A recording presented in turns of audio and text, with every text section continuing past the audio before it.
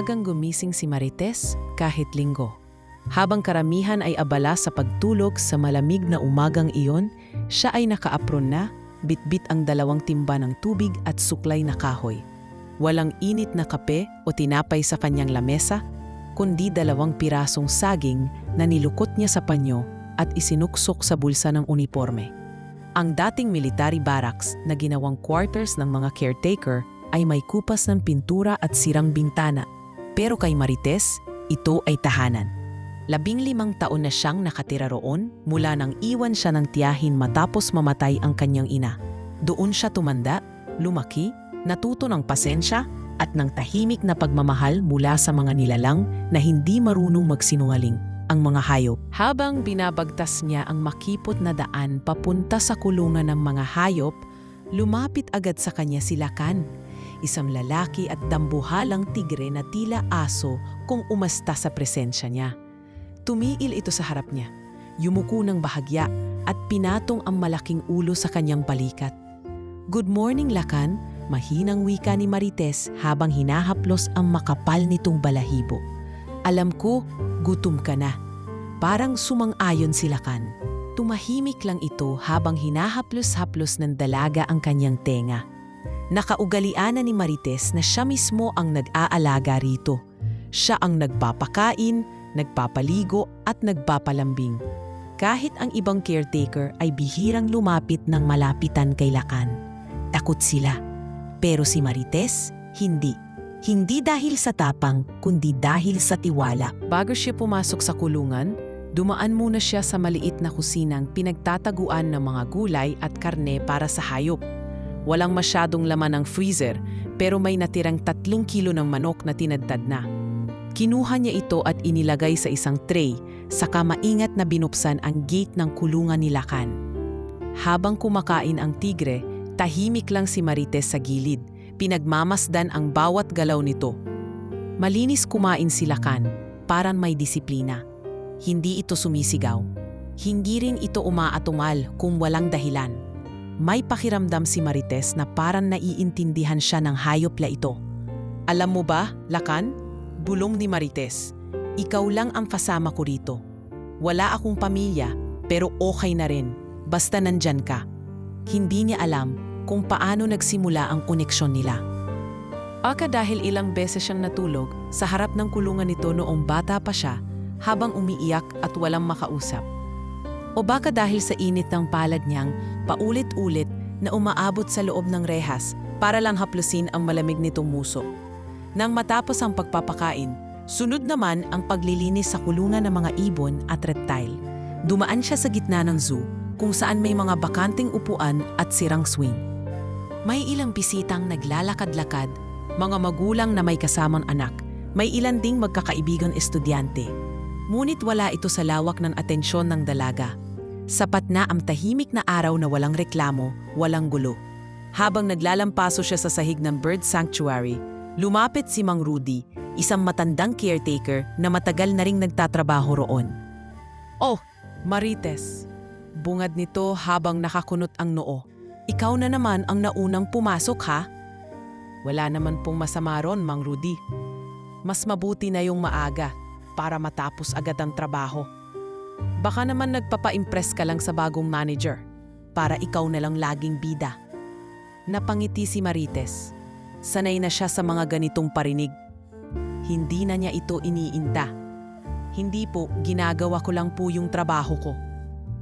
Umalis si Mang Rudy na hindi nakangipi. Tahimik lang ulit si Marites habang tinutuloy ang paglilinis. Hindi niya kayang makipagtalo. Hindi rin niya kayang ipaliwanag na hindi siya ang tipo ng taong naghahangad ng pansin.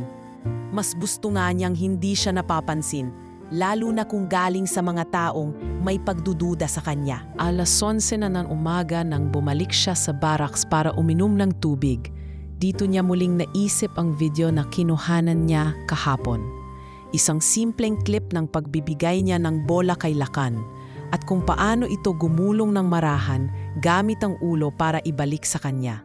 Isa itong simpleng larong nag-viral online.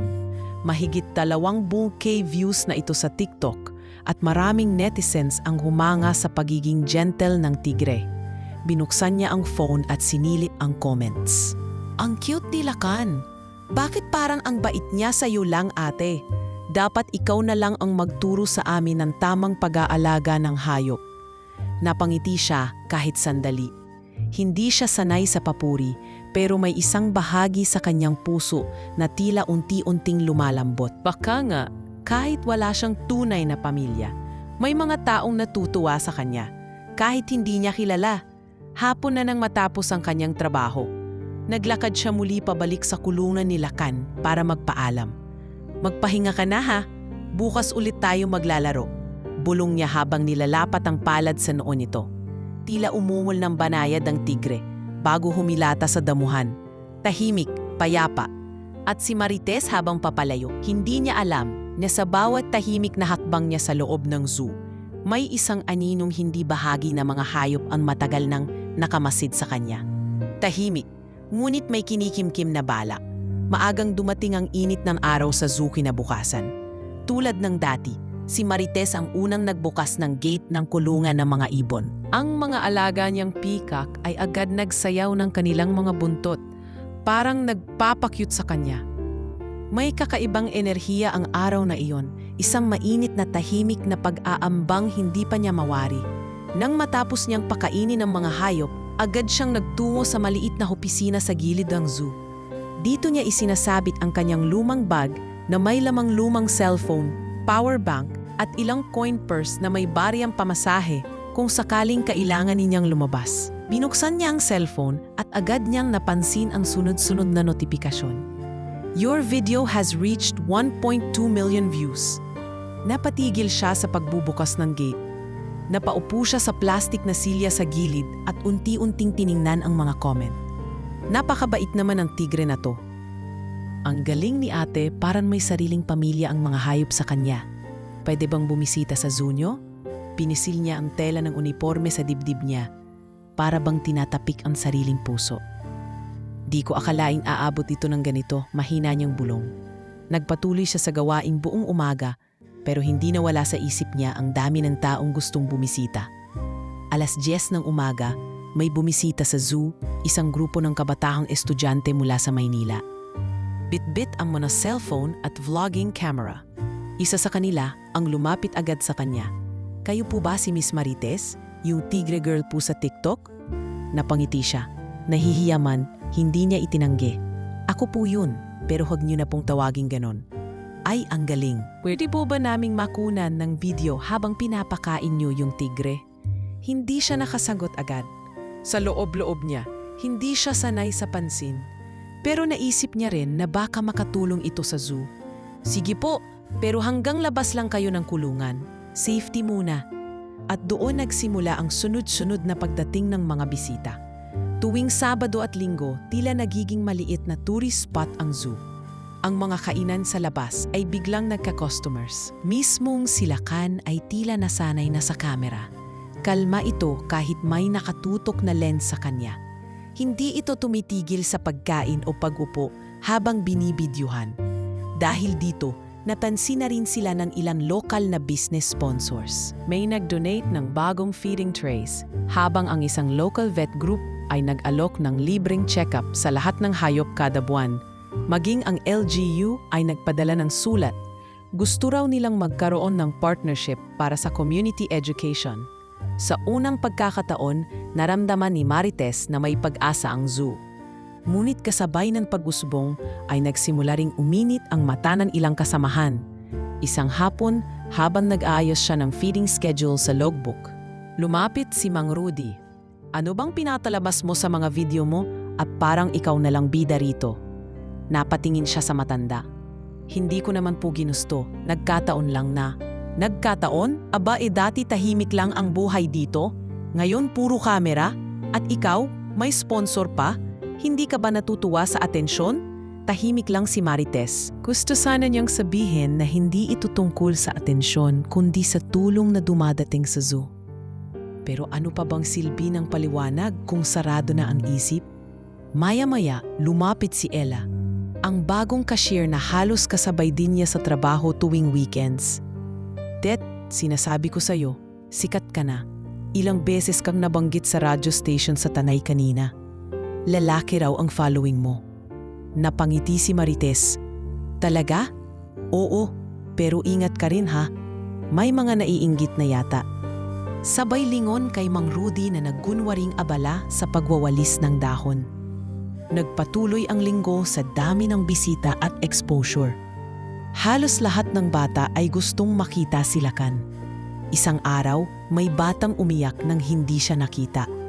Nasaan na po yung tigre? Si Kuya Lakan? Tanong ng batang lalaki habang buhat ng kanyang ama. Nagpapahinga lang po siya ngayon. Sagot ni Marites, sabay haplos sa ulo ng bata. Kahit pagod na siya, pinilit niyang ngumiti. Sapat nang makita niyang napapangiti rin ang iba dahil sa mga alagang halos ituring na niyang kapatid. Kinagabihan, habang naglalakad pa uwi sa barracks, inabutan siya ni Ken, isang vlogger na kilala sa mga nature features. May dala itong bottled water at energy bar.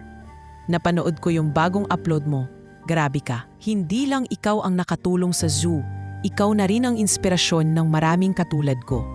Salamat po, pero wala naman po akong ginawa kundi alagaan lang sila. Mahina niyang tugon. Dahil sa ginagawa mo lang, napapaalala sa ibang tao na may puso pa rin sa likod ng lente. Pwede ba kitang ma-interview minsan? Natahimik si Marites. Hindi pa siya handa. Pero sa halip na tanggihan, sumagot siya ng siguro po. Sa tamang panahon, pagdating sa barracks, naupo siya sa gilid ng kama at tiningnan muli ang cellphone. May bagong comment sa video ni Lakan. Sa wakas, may zoo na may malasakit. Napahinga siya ng malalim. Sa loob ng katahimikan ng gabing iyon, pinakiramdaman niya ang hangin, ang katahimikan at ang tinig ng pag-asa. Ngunit sa likod ng mga pag-like at tapuri, hindi pa rin niya alam na sa dilim ng paligid, may isang matang mapanlikha, lihim na pinagmamasdan ang bawat kilos niya at naghihintay ng tamang pagkakataon.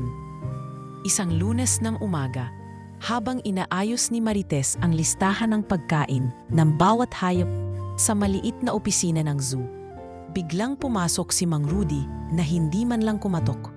Anong ginagawa mo riyan? Ikaw na ba ang bagong manager? Ani Mang Rudy habang matalim ang mga mata. Nagulat si Marites pero nanatili siyang kalmado. Inaayos ko lang po yung inventory kasi may dadating na supply bukas. Tinawagan ako ng supplier kagabi. Kagabi? Aba, pati ba pakikipag-usap sa supplier? Ikaw na rin ang gumagawa? Umiling ito. Dati may proseso tayo rito. Ngayon, ikaw na lang ang pinakikinggan. Tahimik na lang si Marites. Ayaw niyang palakihin ang usapan. Ngunit ramdam niya, may bumabaluktot na sa samahan ng mga trabahador sa zoo. At si Mang Rudy, na dati ay tila ama ang turing sa mga baguhan, ay isa na ngayong tila namumuna sa paglalim ng pader sa pagitan niya at ng ibang staff. Pagsapit ng 2:00, habang nagpapahinga si Marites sa bench, malapit sa kulungan ni Lakan, nilapitan siya ni Ramil, ang pinakabagong caretaker sa zoo. Dala nito ang maliit na timba at may basang tuwalya sa balikat. Payat si Ramil pero may matalim na mata at palaging may suot ng ngiti na hindi niya mawari kung totoo o hindi. Miss Tet, bati nito habang umupo sa kabilang dulo ng bench, ang sipag mo talaga araw-araw. Siguro kung ako si Lakan, in love na rin ako sa'yo. Napakunot no si Marites. Ramil, wag mo akong biruin ng ganyan. Joke lang naman, pero seryoso ako, ang galing mo. Alam mo, kung ako ang may hawak ng zoo na to, ikaw ang gagawing bida. Hindi yung mga tulad ni Mang Rudy na puro yabang lang. Hindi umimik si Marites. Alam niyang may intensyon ang bawat tapuri ng lalaki. Hindi ito kasing linis ng biro.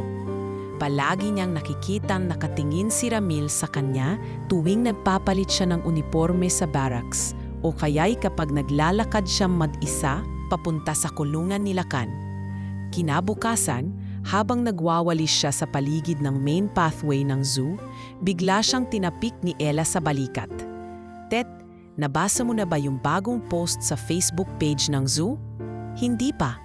Bakit? Kasi may anonymous post doon tungkol sa'yo.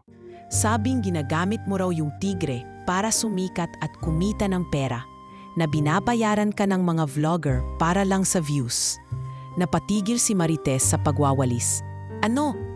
Oo, ang dami pang comment na nagsasabing hindi daw totoo yung mga kwento mo, na scripted lang lahat. Hindi niya alam kung ano mararamdaman. Para siyang binagsakan ng malamig na tubig. Nang binuksan niya ang cellphone, bumungad niya sa kanya ang post. Isang black background, white text. Walang pangalan, walang profile picture. Bakit puro si Marites? Lahat na lang ng spotlight kanya. Baka ginagamit lang niya ang mga hayop para sumikat. Baka next time, may merch na rin siya. Sunod-sunod ang comment. Iba supportive, pero mas marami ang nagdududa. Tila sinindihan ng apoy na noon pa pala'y palihim ng pinapalakas.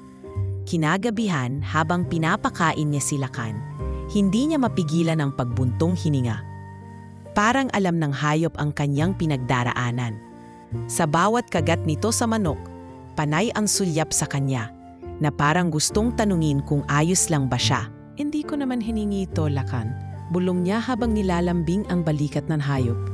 Ginagawa ko lang yung alam kong tama. Sa gitna ng katahimikan, isang kaluskos ang gumambala sa gabi.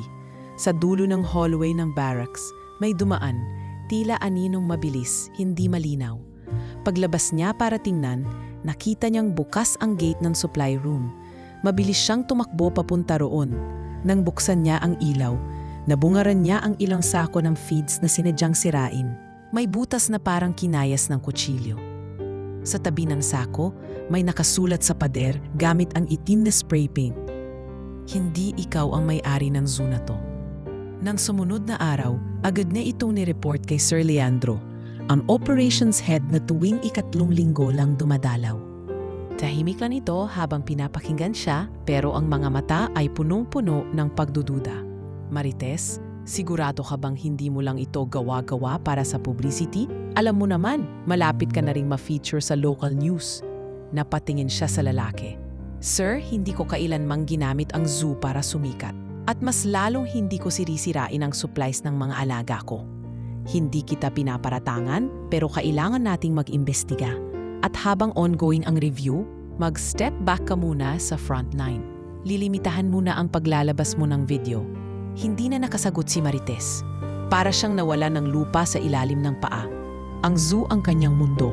Ang mga hayop ang kanyang tahanan, ngayon ay tila unti-unting kinakain ng inggit, chismis at pagkukunwari ang buong paligid. Pag-uwi niya ng gabing iyon, naupo siya sa harap ng kulungan ni Lakan at tumitig sa bituin. Wala akong ginawa, pero bakit parang ako ang mali? Bulong niya. Habang unti-unting tumulo ang luha sa kanyang pisngi, si Lakan, tila naramdaman ang bigat ng damdamin niya, ay tumayo at dahan-dahang inilapit ang noo sa kanya. Pinatong niya ang palad sa malamig nitong mukha at doon siya humikbi ng walang tinig. Tanging hangin lang at gabi ang saksi. Sa dilim ng likod ng tulungan, hindi niya namalayang may isang pares ng mata ang tahimik na nanonood. Matalim, mapagmasid, at may hawak na balak na kayang sirain ang natitirang kapayapaan sa buhay ng dalagang ang tanging kasalanan ay ang magmahal ng totoo. Hindi naging madali para kay Marites ang sumunod na mga linggo. Simula nang ilimita ng pamunuan ang kanyang presensya online, tila ba unti-unting nawala ang liwanag sa paligid ng zoo. Hindi na siya pinapayagang makaharap sa mga bisita at lalo pang ipinagbawal ang pagkuha ng mga video kasama si Lakan. Isang anino na lamang siya sa mismong lugar na dati naging mundo niya. Ngunit sa gitna ng kanyang katahimikan, lumapit sa kanya ang kaibigang si Ella. Simulat sa pool, si Ella ang itinuring niyang kapatid. Kasama niya itong tumatawa sa kusina, ka-chat tuwing gabi at kanlunga ng mga lihim. Ngunit nitong mga nakaraang araw, tila may malamig na distansyang nabuo sa pagitan nila. Ella, bungad ni Marites habang nililinis ang mesa sa maliit na break room ng staff. Napapansin ko lang, parang umiiwas ka sa akin. Napahinto si Ella sa pagbukas ng bote ng tubig. Saglit itong napatingin bago ngumiti. Hindi naman Tet, busy lang talaga sa cashier. Maraming tao nitong weekend. Akala ko galit ka sa akin. Mahina niyang sabi, dahil sa issue. Naku, hindi mabilis na sagot ni Ella. Pero ang tono nito ay tila walang laman. Wala akong kinalaman sa mga issue mo, ha? Hindi ko naman sinabing may kinalaman ka, sagot ni Marites. Bahagyam na pahiya. Gusto ko lang sana ng karamay. Pero si Ella ay tumayo na at tumalikod. Magpahinga ka na lang muna. Baka bukas ayos na ulit ang lahat. Pagkaalis ni Ella, ay naiwan si Marites sa loob ng kwarto. Nakatitig sa hawak niyang baso ng tubig. Sa tagal ng kanilang samahan, ngayon lang niya naramdamang parang may ibang tao na siyang kaharap. Ilang araw ang lumipas, sunod-sunod ang pagdami ng negative post tungkol sa kanya online. May mga screenshots ng umano'y panggagamit niya kay Lakan, mga edited photos na parang nagpapakita na sinasaktan niya ang hayop, at mga blind items na binabanggit ang isang dalagang caretaker na may manipulative smile. Sa unang tingin, parang gawa lang ng bashers. Pero may isang post na nagpataas ng kilay niya, isang larawan na kuha sa loob ng barracks nila. Habang nakayuko siya at may hawak na tinapay na binibigay sa unggoy, wala siyang inupload na ganoong larawan. Sino ang kumuha? Paano ito napunta sa page na iyon? Nang gabiring iyon, habang nag-i-inspection siya sa mga hawla, nakita niyang bukas ang maliit na opisina kung saan naka-assign si Ella. Umasok siya at inabot ang cellphone nito na naiwan sa mesa habang naka-charge. Sa pag-aalinlangan, sinilip niya ang gallery ng larawan. Napatigil siya. Nandoon ang larawan na ginamit sa post. At hindi lang isa, may 12 ng candid photos niya sa mga awkward na posisyon. May nakanganga, may mukhang pagod, may mga shot mula sa bintana ng barracks na halatang kuha ng palihim. Biglang bumukas ang pinto. Anong ginagawa mo dyan? Singhal ni Ella. Hawak ang thermos at may mapulang mukha. Ella, itong mga picture, ikaw ba ang nagpapasa nito? Huwag mong pakialaman ang cellphone ko. Sabay agaw sa telepono. Bakit mo tong ginagawa sa akin? Akala ko ba magkaibigan tayo? Namuong luha sa mata ni Marites. Hindi mo alam kung gaano kahirap palaging nasa likod ng spotlight mo, Tet. Mariing tugon ni Ella. Ako ang nauna rito. Ako ang mas nangangailangan. Pero ikaw ang laging napupuri. Ikaw ang pinagtutuunan ng pansin. Kahit anong gawin ko, ikaw pa rin ang bida. Hindi ko naman hiningi ang lahat ng yon. Hindi ko sinasadya. Pero ikaw pa rin ang napapansin. Umiyak na rin si Ella. Alam mo bang muntik akong mawalan ng trabaho dahil sa'yo? Akala nila hindi ko kayang humarap sa bisita kasi hindi ako kasing maalaga mo. Kahit simpleng cashier, sinasabi nila, mas maganda kung ikaw na lang. Saan mo ako nilalagay nun, ha? Hindi nakasagot si Marites. Para siyang binagsakan ng isang katotohanang hindi niya inakalang umuusbong sa likod ng mga ngiti ni Ella. Habang iniisip niyang may kaibigan siyang maasahan, may isa palang taong palihim na pinupulbos ang tiwala ng iba sa kanya. Ella, kung may pagkukulang ako, sana kinausap mo ako. Hindi yung ganito. Wala ka namang maririnig kasi lahat ng tao, ikaw lang ang pinakikinggan. Tumalikod si Ella at lumabas ng opisina. Naiwan si Marites na tila nilamon ng espasyo. Walang hangin, walang galaw, at ang lahat ay tila umikot ng mabagal. Kinabukasan, formal nang inireport ni Marites ang ginawa ni Ella kay Sir Leandro. Ngunit tila hindi rin ito nagulat.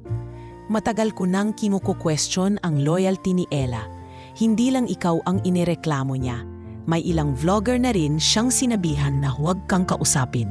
Bakit hindi niyo agad ako sinabihan?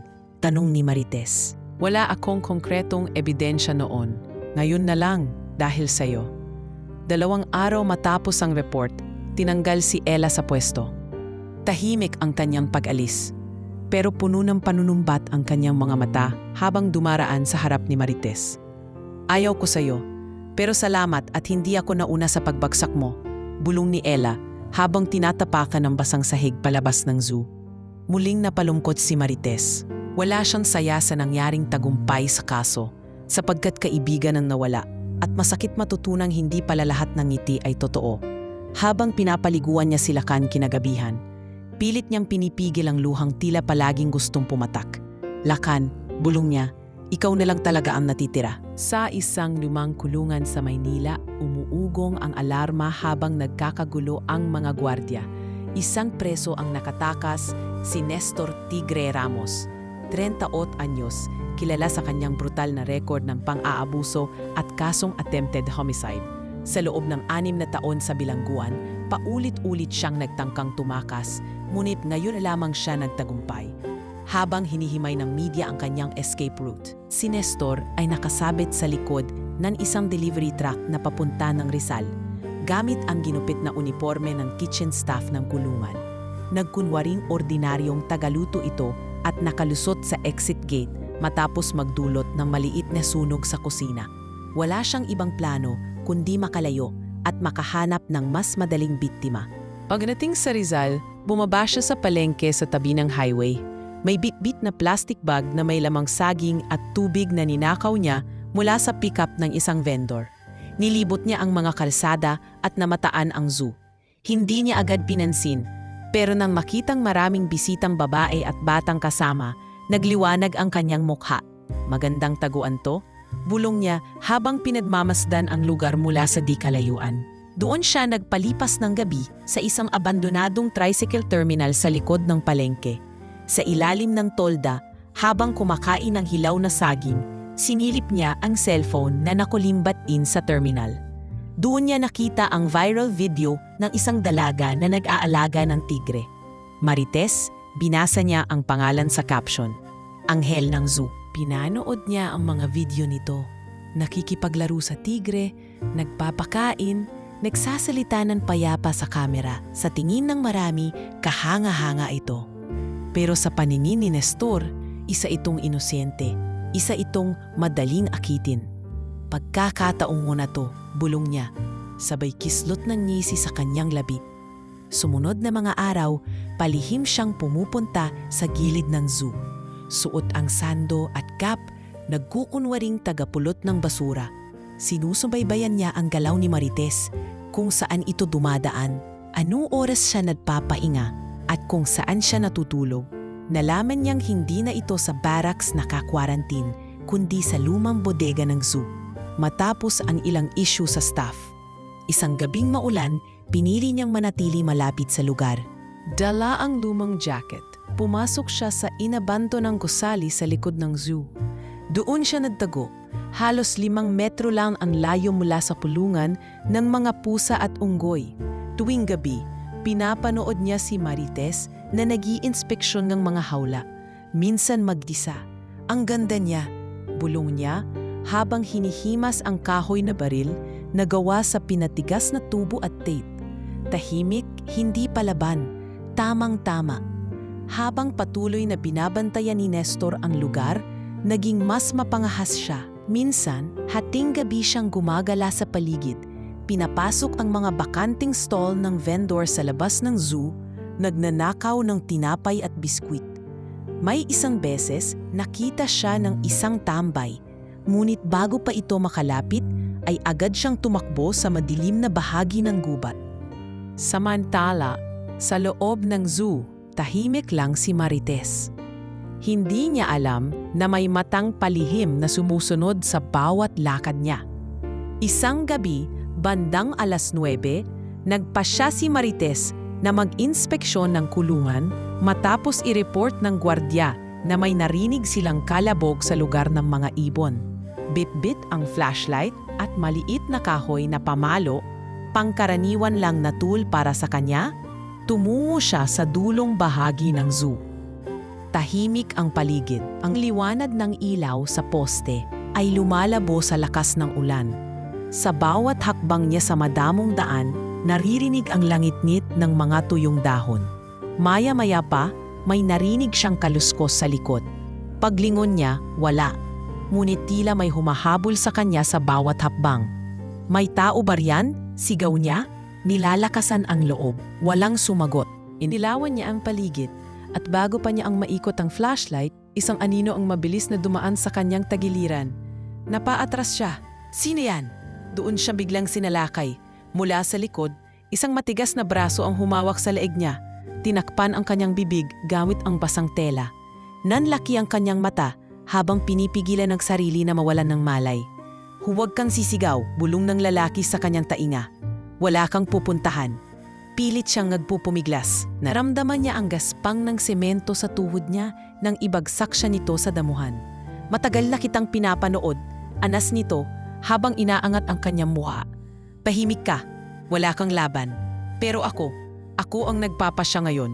Sa sobrang takot, wala siyang boses na lumabas. Ngunit bago pa man siya tuluyang mapinsala, may narinig silang matinis, ngunit malalim na pag-umol mula sa dilim.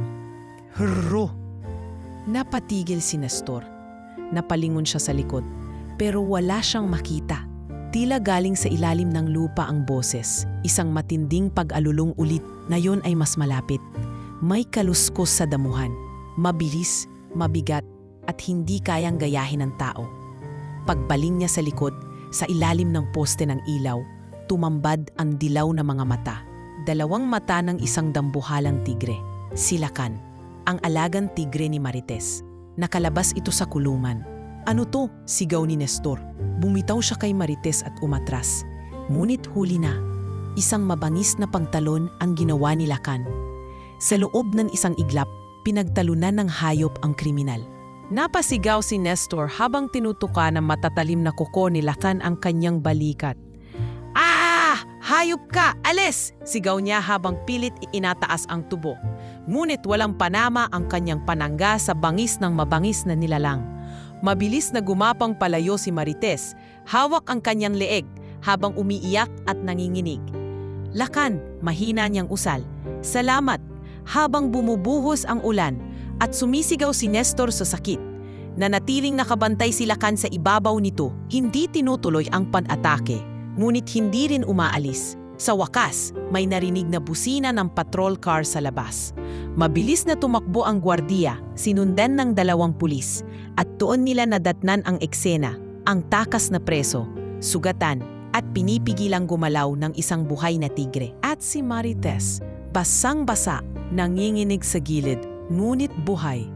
Buhay dahil sa alaga niyang hindi lang hayop, kundi tagapagligtas. Mabigat ang katahimikan sa buong zoo kinabukasan. Sa kabila ng malamig na hangin, matinding init ang naramdaman ni Marites sa kanyang dibdib. Hindi dahil sa sikat ng araw, kundi dahil sa matinding tensyon at takot na nananatili sa kanyang isipan. Habang nakaupo siya sa infirmary ng zoo, may benda sa kanyang leeg at galos sa mga braso. Pilit niyang sinasariwa ang nangyari kagabi. Kung hindi dahil kay Lakan, baka hindi na siya nagising ngayong umaga. Nasa isang sulok ng silid si Ken. Hawak ang isang paper bag ng pagkain at bote ng tubig. Marites, okay ka lang ba? Marahang tanong nito. Tumango siya bagamat halatang nanginginig pa ang kanyang mga kamay. Hindi ko alam kung anong mangyayari kung hindi dumating si Lakan. Ang bilis ng lahat, Ken. Hindi ako nakasigaw. Parang bata na walang laban. Pero lumaban ka at higit sa lahat, buhay ka. At yung hayop na inalagaan mo, iniligtas ka niya. Tumabi si Ken at dahan-dahang iniabot ang tubig. Tahimik lang si Marites habang hawak ang bote. Hindi niya alam kung paano magpapasalamat ng sapat sa dami ng mga taong sumira sa tiwala niya. Hindi niya akalaing isang hayop ang siya pang tumupad ng tunay na proteksyon. Makalipas ang ilang minuto, pumasok si Sir Leandro kasama ang 2 pulis na umaresto kay Nestor kagabi. Si Nestor, ayon sa mga pulis, ay nasa ospital pa rin dahil sa matinding sugat sa balikat, likod at hita. Walang kritikal na pinsala, ngunit sapat para hindi na makatakas muli. Miss Marites, bungad ng isa sa mga pulis, pwede ka bang makausap saglit sa labas? Tumango siya at sumunod. Sa labas ng infirmary, sa may lilim ng acacia tree, kinausap siya ng formal. Gusto lang naming linawin kung may prior ka bang kilalang koneksyon kay Nestor Ramos. Wala po sir, hindi ko po siyang kilala, noyon ko lang po siya nakita. Bigla na lang po siyang lumitaw kagabi at sinunggaban ako. May dahilan ka bang isipin na may nag-utos sa kanya? O sinadya talaga niyang ikaw ang target? Umiling si Marites. Wala po akong ideya, pero napansin ko po nitong mga huling araw, parang may nakamasid sa akin tuwing gabi. Nagkatinginan ang 2 pulis. May mga reports na rin kaming natanggap mula sa ilang vendor sa labas. May mga nawawalang gamit at may nakita silang lalaking palaging nakadungaw sa gilid ng pader ng zoo. Posibleng matagal ka nang minamanmanan. Napakapit si Marites sa kanyang braso. Hindi ko po naramdaman na ganun na pala. Pasensya ka na, Miss Marites. Pero makaasa kang bibigyan namin ng police visibility ang paligid ng zoo. At dahil isa kang biktima ng tangkang panghalay, sisiguraduhin naming may psychological assistance kang matatanggap. Pagbalik niya sa loob, nakita niyang narurumasilakan sa labas ng kulungan. May nakapalibot na tao, mga empleyado ng zoo, ilang taga-barangay, at iilang vlogger na mabilis na nakarinig ng insidente. Ang dami ng kamera na nakatutok sa hayop, habang ang iba ay nag-uusap tungkol sa tila himalang nangyari kagabi. Siya raw ang lumigtas sa babae. Yung tigre, grabe, parang train talaga siya. Pwedeng gumawa ng dokumentary sa kanya, no? Si Lakan ay tahimik lang, nakahiga sa lilim. Tila walang pakialam sa kaguluhan ng tao sa paligid. Ngunit nang dumaan si Marites, bigla itong tumayo, lumapit sa rehas, at inilapit ang muso sa pagitan ng bakal. Napaluha si Marites. Salamat Lakan, salamat. Walang salita ang makapaglalarawan sa koneksyon na iyon. Ang ugnayan ng dalagang walang matakbuhan at ng hayop na walang ibang pinagkatiwalaan kundi siya.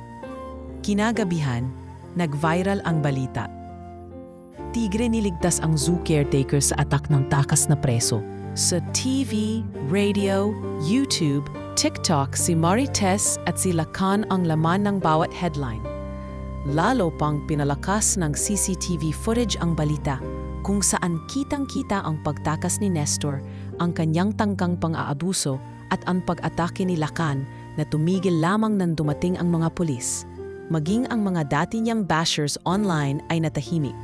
Sa comment section ng kanyang dating mga video, puro, "Sorry, hindi kita agad pinaniwalaan" ang bumalot.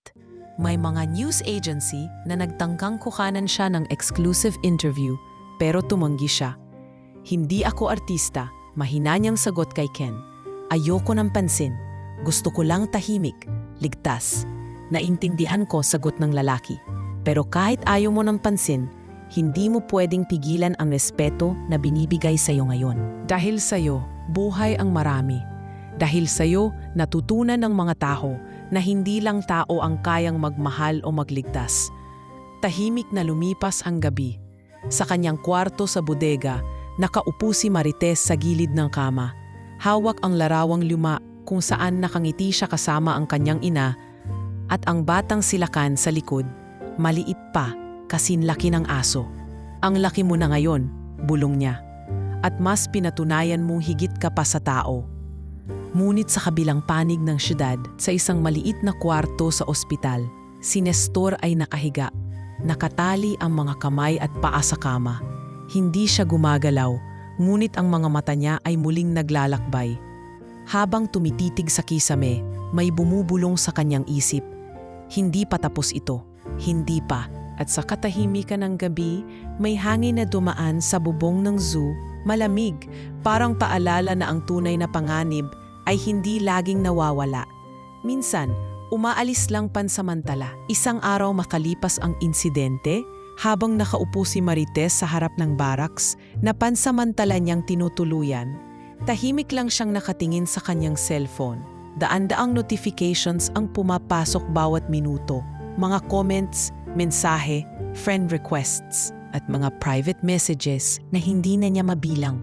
Ang mukha niya at ni Lakan ay trending sa halos lahat ng social media platform. Pero sa kabila ng ingay ng internet, tila mas pinili niyang tahimik na pakiramdaman ang bawat sandali ng katahimikan.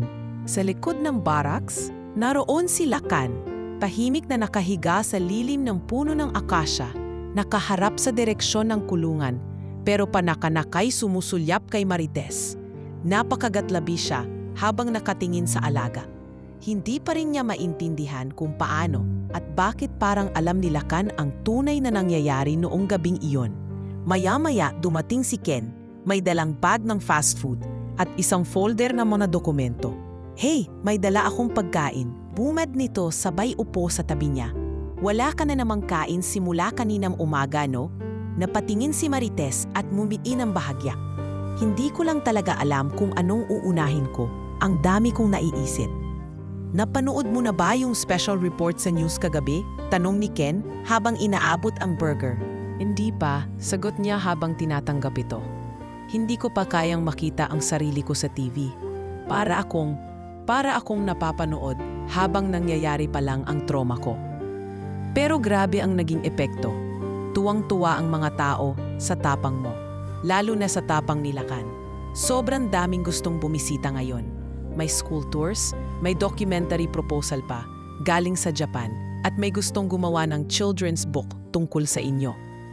Napahinto si Marites. Children's book? Oo, yung isang local artist. Sinabi niyang gusto raw niyang isulat ang kwento mo at ni Lakan para sa mga batang natatakot. Para raw ipakita na kahit sino, kahit tahimik, pwedeng maging bayani. Napabuntong hininga siya. Hindi niya alam kung matutuwa siya o matatakot. Para kasing hindi pa siya handa sa ganitong atensyon. Ken, hindi ko naman ginusto to. Gusto ko lang talagang alagaan yung mga hayop. Ayokong maging public figure. Hindi mo kailangang maging public figure, sagot ni Ken. Pero sa ginawa mo, may inspirasyon kang naibigay. At hindi mo yun pwedeng ipagkait sa mga taong humahanga sa'yo. Kahit yung mga dati mong bashers, na yun, fans mo na. Dahil sa dami ng bisitang gustong pumasok sa zoo, napilitan ng pamunuan na pansamantalang limitahan ng daily entries. Dumagsa ang mga request mula sa mga media outlet, vloggers, at kahit ilang influencer na gustong makita si Lakan. Ang maliit na zoo, na dati halos malugi, na yon ay nilapitan ng ilang kumpanya para sa sponsorship.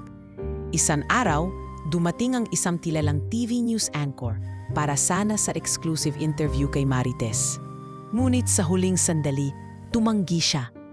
Hindi po ako artista at hindi rin po ako bayani. Gusto ko lang pong magtrabaho ng tahimik.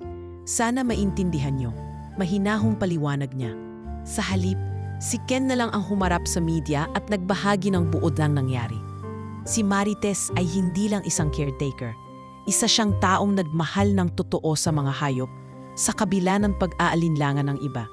At sa gabing pinakadelikado, ang hayop na iyon, si Lakan, ay gumanti ng pagmamahal sa paraang walang sinumang taong ang inaasahan gagawin. Kasabay nito, lumapit ang lokal na pulisya para ihingi ng tulong ang CCTV footage mula sa zoo upang makumpleto ang report at mas lalong mapalakas ang kaso laban kay Nestor. Sa tulong ng team ng zoo, nakuhang i-compile ang malinaw na kopya ng mga pangyayari mula sa pagpasok ni Nestor, sa pag-atake niya kay Marites, hanggang sa hindi malilimutang sandali ng pagdating ni Lakan at ang pagsaklolo. Ang nasabing footage ay naging ebidensya hindi lang sa korte kundi sa buong bansa ng isang hindi mapapantayang koneksyon sa pagitan ng tao at hayop. Miss Marites, wika ng isang pulis, gusto lang naming sabihin na kung hindi mo pinangarap o ginusto ang pansin, natural lang yan. Pero hindi lahat ng tumutulong pinipili. Minsan ang kabutihan, kusa talagang dumating at ikaw ang naging daluyan. Salamat po, tanging nasabi niya. Habang lumalalim ang hapon, mas dumami ang mga bisita sa paligid ng zoo. May mga bata na may dalang stuffed tiger toys, suot ang t-shirts na may nakasulat na Lakan the Hero o Tigre ng Katarungan. May iilang tumatawag sa kanya kahit sa malayo, Ate Marites o siya po yung Tigre Girl. Ayaw man niya ng ganitong tawag, wala siyang lakas na itanggi ito ngayon. Hindi na lang ito tungkol sa kanya. Ito na ang naging mukha ng kabayanihan para sa maraming tao. Isang hating gabi, habang nag-iikot siya sa loob ng zoo para sa routine check, uminto siya sa harap ng kulungan ni Lakan. Nakaupo ito sa kanyang paboritong bato, nakatingin lang sa kanya. Pagod ka na rin, ano? Bulong niya. Pero tayo hindi pwedeng mapagod. May mga hayop na umarasa sa atin. May mga batang humahanga sa iyo. Ikaw na niyon ang bantay ng zoo. At ako, siguro ako na rin ang bantay mo. Lumapit si Lakan sa rehas. Inilapit ang ulo sa pagitan ng bakal. Sa kabila ng katahimikan ng gabi, tila may malalim na ugnayan na namamagitan sa kanilang dalawa. Isang kasunduan na hindi binuo ng salita, kundi ng pag-unawa, tiwala at matinding sakripisyo. Sa gabing iyon, habang natutulog ang karamihan, si Marites ay muling naupo sa harap ng kulungan. Tahimik siyang nagmasid sa kalangitan, sa mga bituin, habang si Lacan ay nakahiga sa loob, nakatanaw rin sa parehong direksyon. Hindi na niya kailangang magsalita.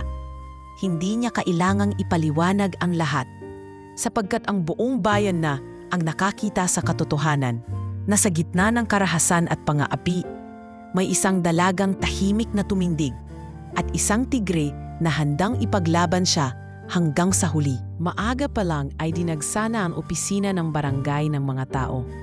Iba't ibang kinatawan ng media, ilang opisyal mula sa DSWD, mga pulis at isang grupo mula sa legal team ng lungsod ng Rizal. Lahat sila ay nagtungo roon dahil sa iisang layunin, ang formal na pagsampa ng kaso kay Nestor Ramos, ang takas na preso na halos mapatay ang isang dalagang zoo caretaker sa gitna ng kanyang trabaho. Tahimik lang si Marites habang hawak ang folder ng mga dokumento, medical report, sworn statement, at ang certified copy ng CCTV footage ng insidente.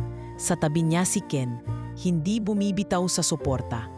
Ilang araw na siyang hinihikayat ng abogado ng lungsod na humarap sa preliminary hearing at ngayon ay dumating na ang araw na iyon. Hindi mo kailangang magsalita ng mahaba, bulong ni Ken habang hinihintay nilang tawagin sa harap ng piskal.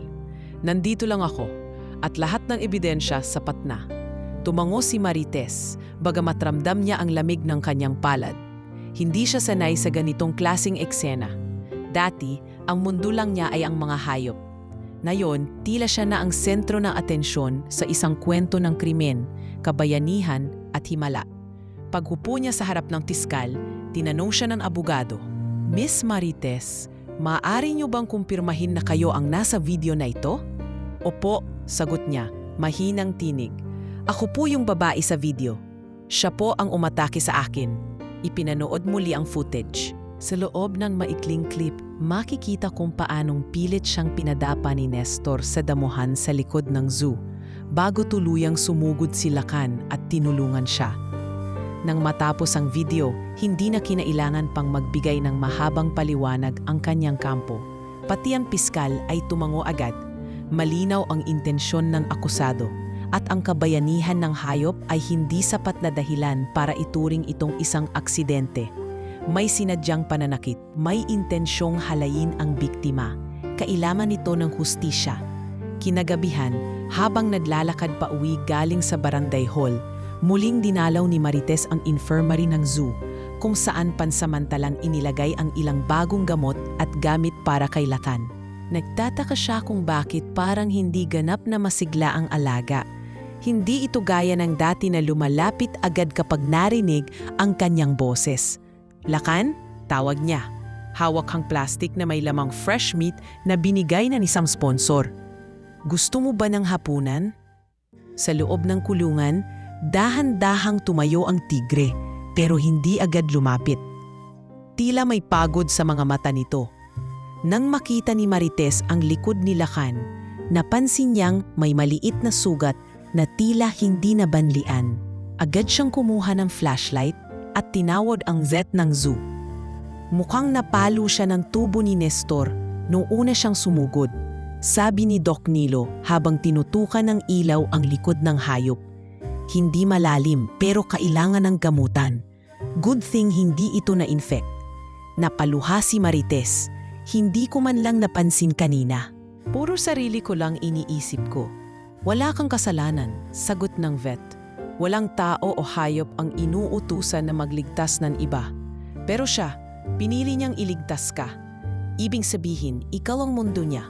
Habang ginagamot si Lacan, napansin ni Marites ang isa pang sulok ng kulungan. Doon sa isang parte ng damuhan ay nakaupo si Ken, abala sa kanyang laptop. May sinusulat siya. "Ano yung ginagawa mo dyan?" tanong ni Marites. "Isang artikulo," sagot niya, hindi tumitingin. Ang titulo, "Bantay ng Katarungan, Kwento ni Lacan at Marites."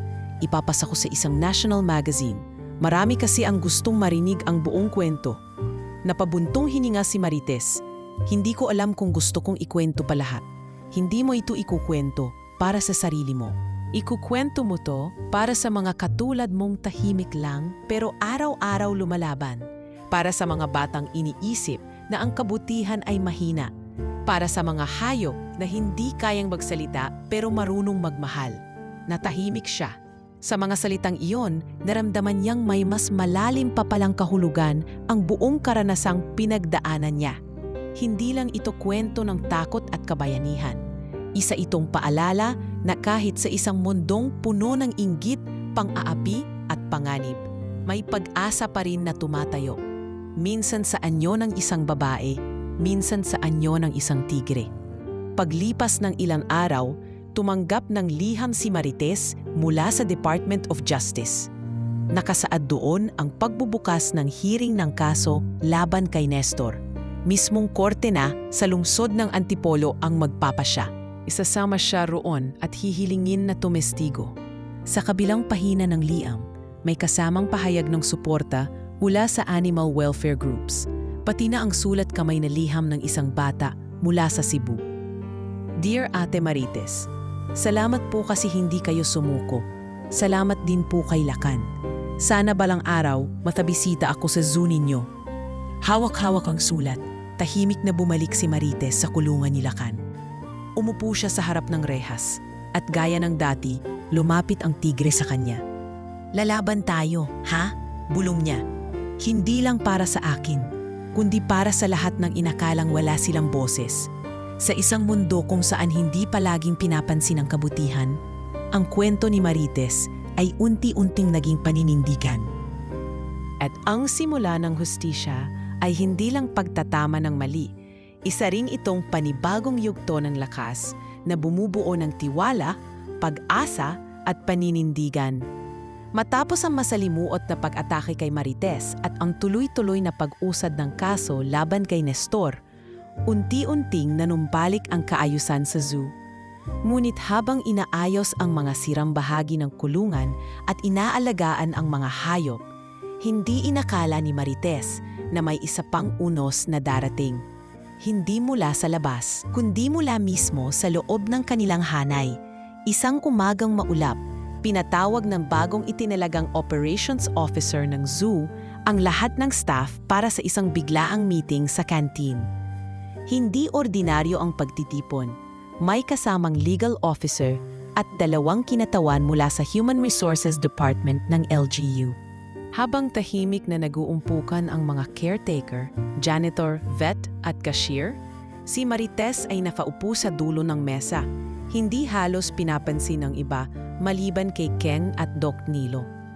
Nagsalita ang bagong ops officer, si Ma'am Janice, isang dating direktor ng Wildlife Foundation na itinawag ng LGU matapos ang insidente sa zoo. Salamat sa pagdalo ninyo. Ngayon, magbabahagi kami ng findings mula sa internal investigation tungkol sa mga reklamo ng harassment, manipulation, at paninira sa kapwa-empleyado. Ito ay bahagi ng pagpapalinis at pagpapatibay ng ating institusyon. Nagkatinginan ang mga tao. Biglang naging tensyonado ang paligid. Una sa lahat, pagpapatuloy ni Ma'am Janice, natanggap namin ang sapat na ebidensiya ng paninira laban sa isang empleyado na ginamit ang social media para iligaw ang opinyon ng publiko sa ating zoo.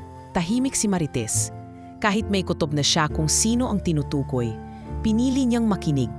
Ito ay may kaugnayan sa paggamit ng dummy accounts, pag-leak ng internal photos at pag-circulate ng maling impormasyon. Ang empleyadong ito ay si Mang Rodolfo Santos o kilala ninyo bilang Mang Rudy. Napasinghap ang ilang staff. Si Mang Rudy, na dati parang ama ng zoo, ay tahimik lang na nakatayo sa isang gilid. Halatang hindi siya inasahan ng marami. Base sa report, patuloy ni Ma'am Janice, si Mang Rudy ay may koneksyon sa isang kilalang page na nag-post ng blind item laban kay Miss Marites. Nakita sa log na galing mismo sa kanyang IP address ang ilan sa mga malicious content. Tumayo ang legal officer. Inilatag ang folder sa mesa. May nakuhang screenshots, IP logs at testimonya mula sa ilang staff, na nilapitan ni Ma'am Rudy upang sabihang huwag suportahan si Marites. Nagtaas ng kamay si Doc Nilo. Patawad po, pero bakit niya ginawa iyon? Hindi sumagot si Mang Rudy. Tila matanda na ang anyo niya kaysa dati. Nakayuto, tahimik, walang emosyon sa mukha. Sumagot na lamang si Ma'am Janice. Jealousy, power at pride. Ayon sa kanyang dating testimonya, hindi niya matanggap na may mas batang empleyado na kinikilala at tinatangkilik na mga bisita. Sa gitna ng katahimikan, bigla ring inilahad ang ikalawang kaso. At hindi lang si Mang Rudy, isa pang empleyado ang napatunayang sangkot sa pagpapalaganap ng maling impormasyon at paninira. Siya rin ay gumamit ng personal device para ilabas ang ilang sensitibong larawan ni Marites. Muli nagkatinginan ng lahat. Ang empleyadong ito ay si Ramil Alcantara na palingon si Marites. Si Ramil, na sa umpisa'y tila tahimik lang, ay agad na tumayo. Hindi ako sangkot, hindi totoo yan, walang ebidensya. Ngunit ang legal officer ay tahimik na binuksan ang laptop at ipinakita ang mga screenshot. Kuha mula sa gallery ng iyong cellphone, Ginoo. Nakuha namin ng suriin ito noong isinuko mo ito bilang bahagi ng internal audit. At narito rin ang isang voice memo kung saan inamin mong may motibo kang sirain si Marites dahil sa paulit-ulit niyang pagtanggi sa'yo. Isinaksak ang earphone sa speaker, pinatugtog ang audio, aala niya siya lang ang magaling. Konting likes lang sa TikTok, sikat na agad. Kung ipakalat natin ang picture niya, tignan natin kung sino pang magtiwala sa kanya. Natahimik ang lahat. Si Ramil ay hindi na nagsalita. Nahuli na. Wala na siyang mapagtaguan. Dahil dito, pahayag ni Ma'am Janice, simula ngayong araw, formal na tinatanggal sa serbisyo sina Mang Rudy at Ramil. Hindi na kayo kailanman papayagang makapasok sa loob ng zoo. Nagsimula ang bulungan sa buong hall. May ilan ang halatang nalungkot. Matagal ding kasamahan si Mang Rudy. Pero mas marami ang napabuntong hininga. Tanda ng paglabas ng matagal nang kinikimkim na tensyon. Pagkatapos ng meeting, lumapit kay Marites ang ilang staff. Gusto ko lang sanang malaman mo. Kahit wala yung tigre, kahit wala yung zoo, ikaw pa rin yung pipiliin kong lapitan sa umaga. Napapikit si Marites. Sa simpleng katagang iyon, para bang nabasag ang bahagyang pader sa loob niya. Pero hindi pa sapat. Ken, kung mamili ka ng kasama sa buhay, siguraduhin mong hindi ka magbabayad sa sakit na hindi mo namang kasalanan. Alam ko, pero ang sakit mo, hindi ko tinatakasan. Gusto kong sabayan kung papayagan mo ako. Tumayo si Marites. Patawad, kailangan ko pa ng panahon. Tumango si Ken. Hindi ako aalis. Sa mga sumunod na araw, tila walang nagbago sa pagitan nila. Hindi lumalapit, pero hindi rin lumalayo. Si Ken ay nandun pa rin, nakamasid, sumusuporta, hindi nanunulak. Tet, pasensya na kung minsan nag-alinlangan kami, ani Ben, isang matandang janitor. Ngayon ko lang nakita kung gaano kabigat ang pinagdaanan mo. Ikaw ang totoo. Salamat po. Tugon niya, naiiyak. Hindi ko naman gustong pag-awayan ang trabaho. Gusto ko lang pong alagaan ang mga hayop.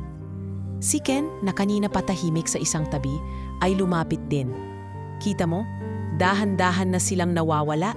Yung mga humadlang, yung mga nanakit. Pero kahit natanggal sila, sagot ni Marites, hindi naman agad nawawala ang sakit. Hindi nawawala, sagot ni Ken. Pero natututo tayong tumayo kahit may sugat. Sa sumunod na mga araw, napalitan ng ginhawa ang bigat sa paligid. Nagsimula nang bumalik ang dating samahan sa loob ng zoo. Mas may respeto, mas may pagkakaisa.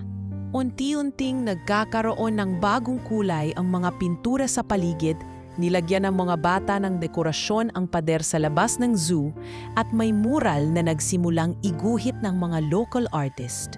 Isang babaeng may hawak na mangkok ng pagkain at isang dambuhalang tigre na nakayuko sa tabi niya. Isang gabi, habang nakaupo si Marites sa harap ng kulungan ni Lacan, nakatanggap siya ng tawag mula sa LGU. Miss Marites, gusto ka naming anyayahan sa parangal sa buwan ng kababaihan. Ikaw ang napiling babae ng taon para sa Rizal. Isang babaeng hindi lang matapang, kundi may pusong handang magmahal ng tahimik, pero matatag. Hindi agad siya nakasagot. Pinagmasdan niya muna si Lacan na tahimik lang sa loob ng kulungan, nakahiga ngunit alerto ang mga mata. Tatanggapin ko po, bulong niya sa telepono. Pero sana may parangal din para sa kanya. Sabay tingin kay Lacan. Ang tigre, para bang narinig siya, ay lumingon at sa isang iglap, dahan-dahang inilapit ang kanyang muso sa bakal ng rehas. Tahimik lang silang nagtitigan. Walang salita. Pero malinaw ang mensahe. Matapos ang pagbagsak ng mga mapanira, sa wakas, may espasyo na para sa paghilom. Maaliwalas ang langit sa Rizal Zoo ng araw na iyon. At sa unang pagkakataon, matapos ang sunod-sunod na pagsubok, parang huminga ng maluwag ang paligid. Ang dating tensyon sa mga muka ng mga empleyado ay naalitan ng banayad na sigla. Halos lahat ay abala sa paglilinis, pag-aayos ng exhibits, at pagtanggap ng bagong batch ng school visitors. Sa gitna ng normalisasyong ito, si Marites ay tahimik lamang na nakaupo sa paborito niyang pwesto, malapit sa kulungan ni Lacan. Pinagmamasdan ang bagong pintura sa pader, mga kulay na nagpapakita ng pagbabagong unti-unting nabubuo. Isang buwan na ang lumipas mula nang tuluyang matanggal sa pwesto sina Mang Rudy at Ramil. Sa pag-alis nila, tila nawala ang ulap sa ibabaw ng zoo. Ang bawat empleyado ay tila mas naging masigla at mas maayos ang pakikitungo sa isa't isa. Hindi man binanggit ng karamihan ang nangyari. Ramdam ni Marites na may bagong simula na pinapanday ang katahimikan. Ate Tet, sigaw ng isang batang estudyante habang papalapit sa kanya. Hawak ang laruang tigre. Ikaw po ba yung tigre girl? Napangiti si Marites. Ako nga, pero mas okay kung tawagin mo akong Ate Marites. Ang galing-galing niyo po. Sabi ng teacher namin kayo raw ko ang niligtas ng tigre. Totoo po ba yun? Tumamo siya. Totoo yun. Pero mas totoo na hindi ako niligtas kasi bida ako. Niligtas niya ako kasi mahal niya ako bilang kaibigan. Napanganga ang bata. Ang sweet naman po ng tigre niyo. Lumapit na rin ang guro at sinenyasan ng bata. Pasensya na po, Miss Marites. Ang kulit kasi ni Nico pag naririnig yung kwento ninyo. Okay lang po, masaya akong makita silang interesado sa mga hayop. Habang nagpapatuloy ang field trip, dumaan sa tabi ni Marites si Sir Leo, ang bagong zoo manager na ipinalit kay Sir Leandro matapos nitong tanggapin ang bagong posisyon sa Manila Zoo. Marites, sabi nito, good news, aprobado na ng LGU ang bagong barracks mo, hindi na sa bodega. Napalingon siya. Talaga po? Saan po ilalagay? Sa gilid ng infirmary. Mas ligtas, malapit sa sentro ng zoo, at may sariling banyo. Ikaw lang ang gagamit. Hindi siya agad nakasagot. Hindi dahil sa hindi niya alam ang sasabihin, kundi dahil tila hindi siya sanay makatanggap ng ganitong klaseng kabutihan. Sanay siyang pagkaitan, sanay sa pang-aapi. Ngayon, ito na ba talaga ang simula ng panibagong yugto? Maraming salamat po, Sir Leo. Sabay bahagyang yuko niya. Walang anuman, hindi na namin itong para suklian ang ginawa mong kabayanihan. Karapatan mo ito bilang empleyado na nagtatrabaho ng may integridad.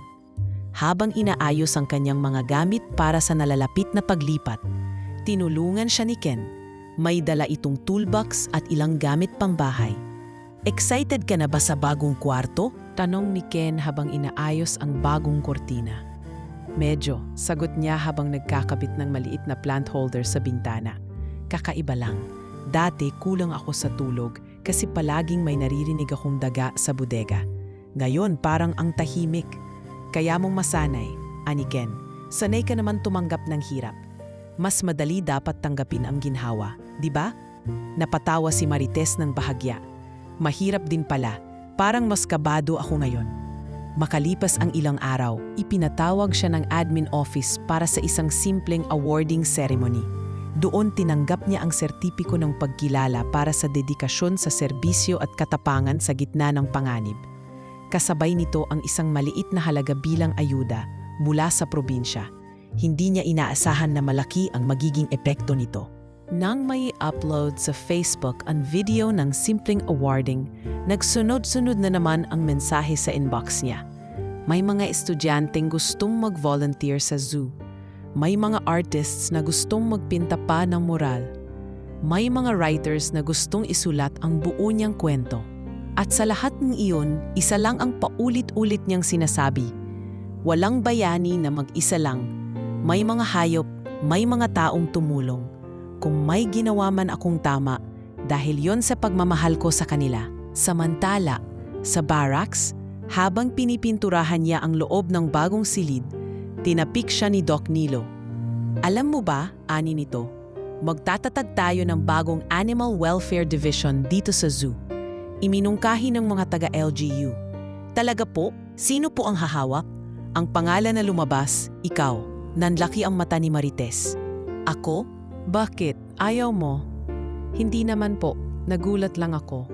Ngumiti si Doc Nilo. Hindi mo kailangang maging eksperto para mag-lead. Minsan, sapat na yung puso, malasakit at tiwala ng mga hayop. At lahat yon meron ka. Sa gabing iyon, habang tahimik na nakaupo sa harap ng kulungan ni Lakan, may bitbit siyang tinapay at karne. Umuulan ng bahagya, pero di niya inalintana. Tila ito na ang paborito niyang sandali. Yung payapang gabi, konting ambon, at ang halakhak ng mga batang naglalaro sa malayo. Alam mo ba, Lakan? Bulong niya. May bagong barracks na ako. May titulo na raw akong Head of Welfare. Parang hindi ko pa rin alam kung deserve ko yon. Tumingin si Lakan sa kanya, dahan-dahang tumayo at inilapit ang noo sa rehas. Pinatong ni Marites ang palad niya doon. Sa pagitan ng ulan at katahimikan, isa lang ang malinaw. Sa mundong minsang puno ng paninira at takot, may pagkakataong binibigyan ng Diyos ng panibagong simula ang isang taong nagpakatotoo. At sa mga kamay ng isang dalagang tahimik na nagmahal at ng isang tigre na hindi nagtanong kung dapat, muling binuhay ang pag-asa. Maagang nagsimula ang araw sa zoo. Mas maliwanag ang langit kaysa sa nakaraang mga linggo at ang bawat sulok ng lugar ay may kaayusan. Mga bagong pasilidad, bagong pintura at bagong sigla mula sa mga empleyado. Sa gitna ng lahat ng ito, si Marites ay masaya ngunit nananatiling maingat. Kahit sa gitna ng tagumpay at mga parangal, may bahagi ng kanyang isip na hindi lubos makalimot sa gabing halos nawala ang kanyang buhay. Habang abala siya sa pag-inspeksyon ng mga feeding schedule, dumating si Ken. May dalang kapeng mainit at ilang dokumento. Good morning, bungad nito. Gising ka na naman bago ang lahat. Rutina, sagot ni Marites habang tumanggap ng kape. Mas gusto kong nauuna kaysa nahuhuli. May update pala mula sa pulisya, sabi ni Ken habang binubuklat ang mga papel. Si Nestor, hindi pa rin natatapos ang investigasyon, pero may kakaiba silang nadiskubre. Napatigil si Marites. Kakaiba paano? Mula nang ilipat siya sa ospital ng kulungan sa Antipolo, bigla siyang naging tahimik. Ayaw makipag-usap, pero nitong linggo lang, nakatakas siya. Napahigpit ang hawak ni Marites sa tasa ng kape. Ano? Hindi nila sinabi agad sa publiko para iwas panik. Pero may report na nakitang parang siya raw sa gilid ng palengke, malapit lang dito. Hindi makagalaw si Marites. Bumalik agad ang malamig na pakiramdam sa kanyang batok, ang panginginig sa tuhod, at ang lalim ng hiningang sinubukan niyang itago. Bakit hindi nila sinabi agad sa zoo? Baka raw wala pang kasiguruhan, pero ngayon gusto nilang magpatulong. Baka may pattern siya ng pagbabalik sa lugar ng biktima. Kinabukasan, pinalakas ng zoo ang kanilang seguridad. Nagdagdag ng 2 bagong gwardiya, nagpakabit ng CCTV sa mga gilid ng pader at in-update ang access control ng mga barracks. Si Marites ay inilipat pansamantala sa loob ng main building. mas malapit sa security at mas protektado. Pero kahit anong higpit ng seguridad, hindi nito mapipigil ang kutob ng isang pusong minsang dumanas ng takot. Sa gabi ring iyon, habang nagpapahina sa quarters, may narinig siyang paggalaw sa labas ng bintana. Mabilis siyang tumayo, tinignan ang kurtina at sinilip ang dilim. Wala siyang nakita, ngunit may naiwan sa sahig sa labas ng bintana. Isang pinirasong tela ng kulay kahel na hospital gown. Agad siyang tumakbo sa opisina ng guard station at ibinigay ang ebidensya. Mabilis ang naging aksyon. Kinordon ang paligid ng zoo, sinuyod ang mga sulok at sinabihan ang lahat ng staff na huwag munang maglakad mag-isa. Posibleng sinadya niyang ilagay yon para takutin ka, sabi ng isang pulis. Psychological tactic ng predator yan. Sa sumunod na araw, habang nagmamasid si Marites sa mga bata na bumibisita sa exhibit, hindi siya mapakali. Sa bawat tao na dumadaan, parang may matang sumusubaybay. Sa bawat anino, may hugis ng pamilyar na pangamba. Pagdating ng hapon, isang vendor sa labas ng zoo ang nag-report na may lalaking basang-basa at walang sapatos na nagtangkang pumasok sa gilid ng kalsada papuntang gilid ng gubat. Nang tanungin, nagpakilala ito bilang basurero at sinabing naghahanap ng matutulugan. Pangalan niya po, Nestor, wika ng vendor. Nung narinig ko, bigla akong kinabahan. Agad na kumilos ang mga pulis. Nagpadala sila ng grupo para mag-search operation sa paligid ng gubat malapit sa zoo. Samantala, binigyan ng bodyguard si Marites. Kahit taayaw niya ng sobrang eksena, napilitan siyang pumayag. Hindi ito tungkol sa pagiging matapang, sabi ni Ken. Ito ay tungkol sa pagiging ligtas. Isang gabi, habang iniinspeksyon ni Marites ang mga kulungan kasama ang gwardya, napansin niyang may gumalaw sa tabi ng barracks. Mabilis silang tumakbo papunta ron. Sa ilalim ng poste, may bakas ng basang paa at bakas ng madugong kamay sa isang sirang parte ng pader. Hindi ito ordinaryong hayop ang gumawa nito. Wika ng gwardya. Gawa ng tao to. Maya-maya, may narinig silang sigaw sa may bodega. Tao! Tao! Tulong! Tumakbo silang lahat sa direksyon ng sigaw. Sa loob ng bodega, isang utility staff ang nakahandusay. May pasa sa ulo, duguan ang labi. May lalaki ron, hinampas ako. Inikot nila ang lugar, ngunit wala na roon si Nestor. Sa sulat ng bodega, isang maliit na sulat ang iniwan, nakasulat sa papel na sinulatan gamit ang dugo at uling. Hindi pa to tapos. Kukunin kita, Marites. Nang makita ito ni Marites, nanginig ang buong katawan niya. Hindi niya alam kung paano ito lumala ng ganito. Ngunit bago siya matuluyan ng takot, may malamig na dilaan ng hangin ang dumausdos mula sa likod niya at isang malambot na pag-ungol. Silakan, tumayo ito sa likod niya, nakatingin sa pader ng bodega. Tila naaamoy ang presensya ng panganib. Bantayan mo ako ha, bulong ni Marites habang nakayuko sa tigre. Hindi ko kayang ulitin yon. Hindi na. Sa gabing iyon, walang nakatulog sa zoo. Lahat ay alerto. Ngunit kahit sa gitna ng tensyon, may isa pa ring hindi nagbabago. Ang presensya ni Lacan na hindi umalis sa tabi ng barracks ni Marites. Habang ang dilim ay patuloy na bumalot sa buong paligid, isa lang ang malinaw. Nagbalik si Nestor. At ngayon, hindi lang pisikal ang laban, kundi laban din sa takot, sa trauma, at sa isang mas matinding pangakong kailangan tuparin. Ang paninindigan ni Marites na hindi na siya kailanman muling magiging biktima. Umuulan ng mahina ng gabi ring iyon. Sa loob ng opisina ng vet sa zoo, tahimik na nakaupo si Marites habang pinapanood si Lacan na pinupunasan ni Doc Nilo gamit ang maligamgam na tubig. Nakaidlip ang tigre sa gilid ng operating table, pero alerto pa rin ang tainga nito sa bawat ingay sa paligid. Hindi ko pa rin maisip kung paano niya naramdaman yung gabing yon, ani Doc Nilo habang pinapatuyo ang likod ni Lacan. Mula sa kabilang dulo ng zoo, bigla siyang tumakbo papunta sa'yo. Alam niya, sagot ni Marites. Mahina ngunit buo ang tinig. Kahit noong una pa lang. Laging alam ni Lacan kung kailan ako takot, kung kailan ako malungkot. Napatingin si Doc Nilo sa kanya. May hindi ka pa sinasabi, no? Tahimik si Marites sa loob ng ilang segundo. Tila tinatanda niya kung kailan ang tamang oras para sabihin ang matagal na niyang kinikimkim. Sa wakas, bumuntong hininga siya at nagsimulang magsalita. Alam mo bang hindi lang basta alaga si Lakan sa akin? Anong ibig mong sabihin? Si Lakan ay anak ng tigre na niligtas ng tatay ko. 12 taon na ang nakaraan. Nanlaki ang mata ni Doc Nilo. Teka, yung kaso ng mga illegal na poacher? Yung muntik na mapatay yung tigre sa may bundok? Tumango si Marites. Oo, tatay ko yung forest ranger na sinaksak noon habang nilalabanan ang mga illegal hunter. Bago siya mamatay, inilipat sa amin ang batang tigre na niligtas niya. Akala nila, hindi mabubuhay. Pero pinilit ko, pinakain ko ng bote, pinaliguan ko araw-araw. Iyon si Lakan. Hindi agad nakasabot si Doc Nilo.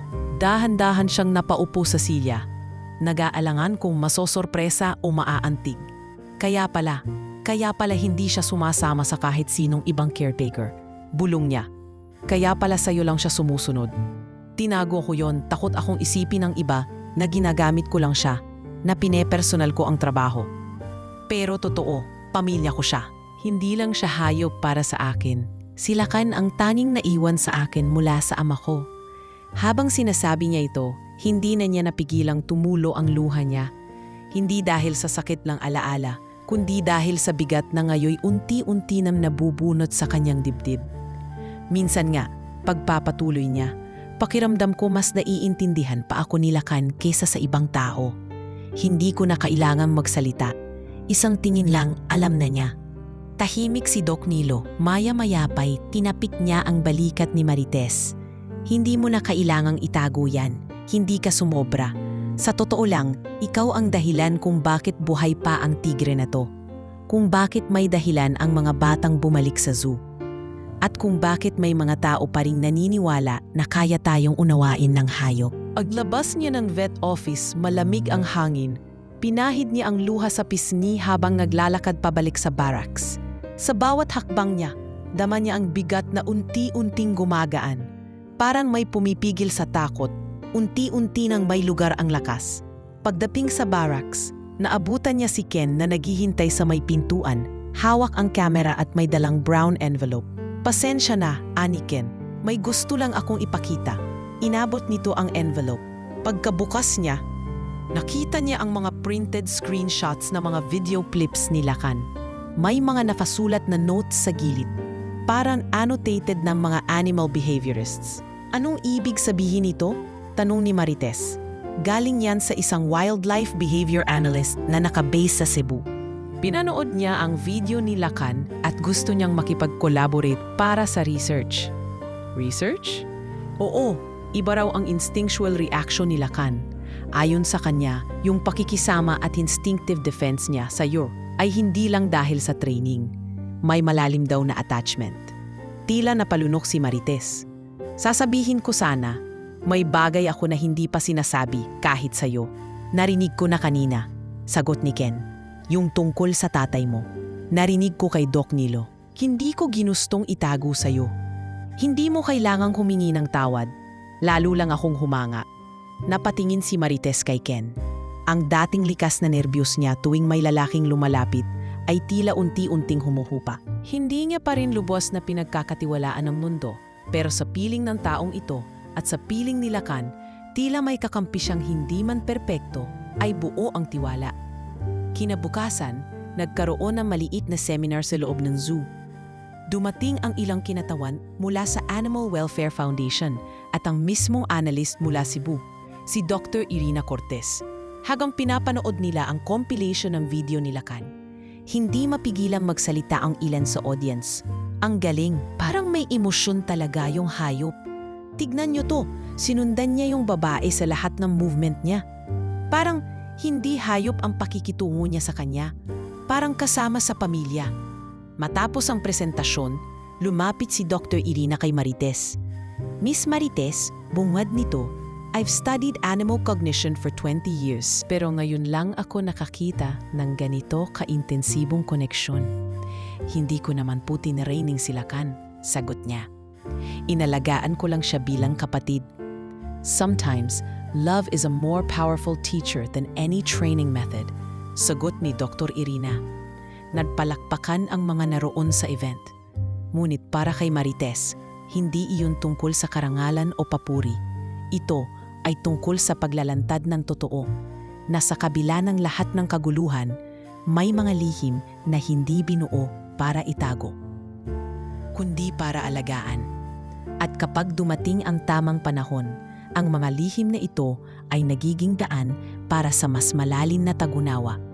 Sa huling bahagi ng seminar, ipinasarapan samantala ang zoo para bigyang laya si Lacan na makagala sa bagong likhang habitat.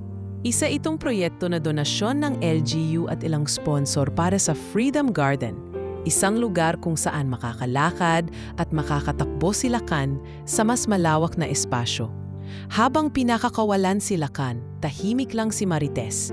Sa loob ng kanyang dibdib, may umuusbong na bagong simula. Hindi lamang para sa kanya kundi para sa relasyong itinuring ng mundo na imposibleng mangyari. Pagbaba ng araw sa kalanitan, sabay silang tumingin sa malayo. Isang dalaga at ang tigre na itinuturing na bantay. At sa katahimikan ng dapitapon, may lihim na hindi na kailangan pang itago. Ang pagkakaibigang pinanday hindi sa salita, kundi sa walang katumbas na katapatan. Mainit ang araw noon, tila walang hangin na gumagalaw sa paligid ng zoo. Kahit ang mga ibon ay tahimik sa kanilang mga kulungan. Sa loob ng opisina, abala si Marites sa pagrerepaso ng bagong feeding schedule na isinumite ng bagong assistant caretaker na si Jello. Kakatanggap pa lang niya ng ulat mula sa security team na ligtas ang perimeter ng zoo ngayong linggo. Pero may kutob siyang hindi lang basta tahimik ang paligid. Parang may paparaping. Ma'am Tet, tawag ni Jello mula sa labas ng opisina. May bisita po mula sa barangay, naghanap po sa inyo. Tumayo si Marites at inayos ang kanyang blouse bago lumabas. Sa waiting area, nakatayo ang isang matandang lalaki, si Kapitan Balba, may dalang folder at kasamang 2 tanod. Ate Marites, bungad nito. Nakarating sa amin na may sunog kagabi sa likod ng perimeter wall ninyo. Maliit lang pero nakasira ng bahagi ng bakod. Napatigil si Marites. Sunog po? Bakit wala pong nakapansin? Wala pong gwardiyang nag-report. Dahil sa kalagitnaan ng ulan, sagot ng kapitan. At dahil wala rin pong CCTV sa parteng iyon, mabutit may naglalakad na kagawad na napadaan sa creek at nakita ang usok. Sumama agad si Marites, Ken at ang 2 tanod papunta sa pinangyarihan. Pagkarating nila, tumambad sa kanila ang sirang bahagi ng konkretong pader, tila sinunog gamit ang gasolina. Ang halaman sa paligid ay natusta. At may bahagi ng yero sa gilid na may bakas ng apakan. Nakapasok kaya? Tanong ni Ken. Hindi siguro, sagot ng tanod. Pero mukhang tinangkang pasukin. Napakapit si Marites sa dibdib niya. Hindi pa ba sapat yung nangyari? Hanggang kailan ba kami gagalawin? Magpapatrolya kami gabi-gabi ate, sagot ng kapitan. At isasama na sa barangay watchlist ang buong zoo area. Pero sana, makapag-request din kayo ng dagdag na security mula sa LGU. Kinagabihan, pinatawag ni Marites ang buong staff sa emergency meeting. Sa loob ng maliit na conference area, naroon sina Doc Nilo Jello, ilang maintenance crew, at si Ken. Sa isang sulok, may sketch ng perimeter ng zoo at nakabilog na pula ang bahagi kung saan nangyari ang sunog. Gusto kong maging malinaw ito, panimula ni Marites. Hindi natin pwedeng baliwalain ang anumang banta. Maaaring ito'y babala. Maaaring sinusubukan lang nila kung gaano tayo kahina. Ma'am, sabat ni Jello, posible po kayang si Nestor pa rin ito? Hindi malayo, sagot ni Ken. Lalo't may balita rin kahapon na may nakitang lalaking may sugat na dumaan sa kabilang barangay, nagtangkang magnakaw ng pagkain. Bakit hindi tayo pinapaalam ng mga pulis? Tanong ni Doc Nilo. Masyado na itong seryoso. Dahil wala silang sapat na ebidensya, sagot ni Marites. Pero hindi natin kailangang maghintay pa ng isa pang insidente. Simula bukas, 3 shift ang security at lahat ng gate magkakaroon ng double lock at spot check. Pagkatapos ng pulong, Habang pabalik na si Marites sa kanyang quarters, naramdaman niyang parang may mata na nakamasid sa kanya. Tumigil siya sa gitna ng daan, piningnan ang paligid, tahimik, walang tao. Pero ramdam niya ang presensya ng ibang bagay. Lakan, mahina niyang bulong. Tila sagot sa kanyang kutob, lumitaw mula sa lilim si Lakan. Dumaan sa gilid ng kulungan at tumayo sa harap niya. Tumahimik sila saglit, parehong nakikinig sa katahimikan. Ramdam mo rin, no? Tanong ni Marites habang inilalapat ang palad sa noo ng tigre. Alam mong hindi ito matatapos hanggat may gumagala pa sa dilim. Kinabukasan, habang naglilinis si Jello sa likod na bahagi ng exhibit, may nahukay siyang plastik na balot ng lata ng gasolinang industrial. Nang buksan niya ito, may sulat sa loob, gawa sa punit na pahina ng diaryo. Nagkakandapuyat kayo sa pag-aayos, pero di nyo kayang bantayan ang lahat. Balang araw, hindi tigre ang magtatanggol sa kanya. Agad itong dinala sa opisina ni Marites. Habang binabasa niya ito, nanlamig ang kanyang likod. Si Ken, na naroon din, agad itong pinikturan at ipinasa sa pulisya. Hindi na to simpleng babala, ani Ken. Panggigipit na ito. Bakit ako? Tanong ni Marites, halos mapaiyak. Ano bang ginawa kong masama para pag-inita ng ganito? Dahil may liwanag kang taglay, sabot ni Ken. At may mga taong nasisilaw sa liwanag mo. Hindi nila matanggap na kaya mong tumindig kahit sinira ka na nila dati. Dumating ang media kinagabihan para kapanayamin siya. Ayaw sana ni Marites. Ngunit sa pagkakataong ito, alam niyang kailangang marinig siya ng publiko. Sa gitna ng liwanag ng kamera, nagsalita siya ng direkta. Ang zoo na ito ay tahanan ng mga hayop na hindi kayang ipagtanggol ang sarili. Ako man, minsan hindi ko rin kayang ipagtanggol ang sarili ko. Pero may dahilan kung bakit ako narito. At hindi ako aalis, kahit ilang ulit pa nilang subukang takutin ako. Muling nag-viral ang pananalita niya. Milyon-milyong Pilipino ang muling humanga sa kanyang tapang. May mga nagbigay ng donasyon para sa karagdagang security. May mga tumawag na abogado, nagsabing handa silang tumulong kung kakailanganin ng legal counsel. Isang gabi, bago matulog, muling tinapik ni Marites ang pinto ng kulungan ni Lakan. Lumapit ito, inilapat ang ulo sa rehas. Tulog ka na, ha? Pero sana, kung sakaling may dumating pa ulit, alam mo na ang gagawin. Sa kanyang pagtalikod, isang damdaming matagal nang nawala ang muling bumalik. Hindi galit, hindi takot, kundi determinasyon. At kahit pa dumating ulit ang gabi, dala nito ang apoy ng paninindigan, hindi lang para sa sarili niya, kundi para sa lahat ng binigyan ng boses ng isang tigre. At ng isang tahimik na dalagang ngayon ay hindi na kailanmang papayag na muling maging biktima. Tahimik ang zoo ng umagang iyon. Tila nakipisama ang panahon sa mga alon ng emosyon sa puso ni Marites. May init, may lamig, at may di maipaliwanag na bigat. Sa kabila ng mga pagbabanta at pananakot, ang kanyang katawan ay patuloy na gumagalaw ayon sa nakasanayan. Pagpapakain kay Lakan, paglilinis ng paligid, pag-aasikaso sa mga hayop, at pagrepaso sa mga report ng mga bagong security staff. Ngunit sa loob ng kanyang dibdib, may ibang ingay na hindi kayang itahimik ng trabaho. Ang tanong kung karapat-dapat pa ba siyang magmahal. Habang pinapakain niya ng karne si Lakan, biglang lumapit si Ken. May hawak itong thermos at tinapay na nakabalot sa wax paper. Nagluto ako ng pandesal. Medyo sunog lang pero mainit pa yan, sabay ngiti nito. Salamat, mahinang tugon ni Marites. Hindi man lang tumingin sa kanya. Pagod ka na ba? Tanong ni Ken. Umiling siya. Hindi sa katawan, pero para bang sa loob, napapagod din. Umupo si Ken sa gilid ng bench malapit kay Marites. Tahimik sila sa loob ng ilang minuto. Ramdam niya ang mga matang nakapingin sa kanya. Ngunit pinili niyang ituon ang mata sa tigre na marahang ngumuya ng huling piraso ng karne. Magtatanong ako, pero sana wag mong iwasan. Ani Ken. Depende, sagot niya. May galit ka ba sa mga lalaki? Napalingon si Marites. Sa unang pagkakataon, diretso ang tingin niya kay Ken. Matatalim, mapanukso, pero puno ng takot. Bakit mo naisipan itanong yan? Napapansin ko lang kahit noong una pa tayong nagkita. Wala kang tiwala, lagi kang may espasyo. At ngayon kahit anong lapit ko, pakiramdam ko may pader pa rin. Hindi agad siya nakasagot, pero sa lalim ng buntong hininga niya, tila doon palang narinig na ni Ken ang kasagutan. Hindi ako galit sa lahat, aniya sa wakas. Pero takot akong ibigay ang sarili ko sa isang taong hindi ko sigurado kung kailan lalabas ang tunay na kulay. Tumingin si Ken sa kanya, marahang tumango.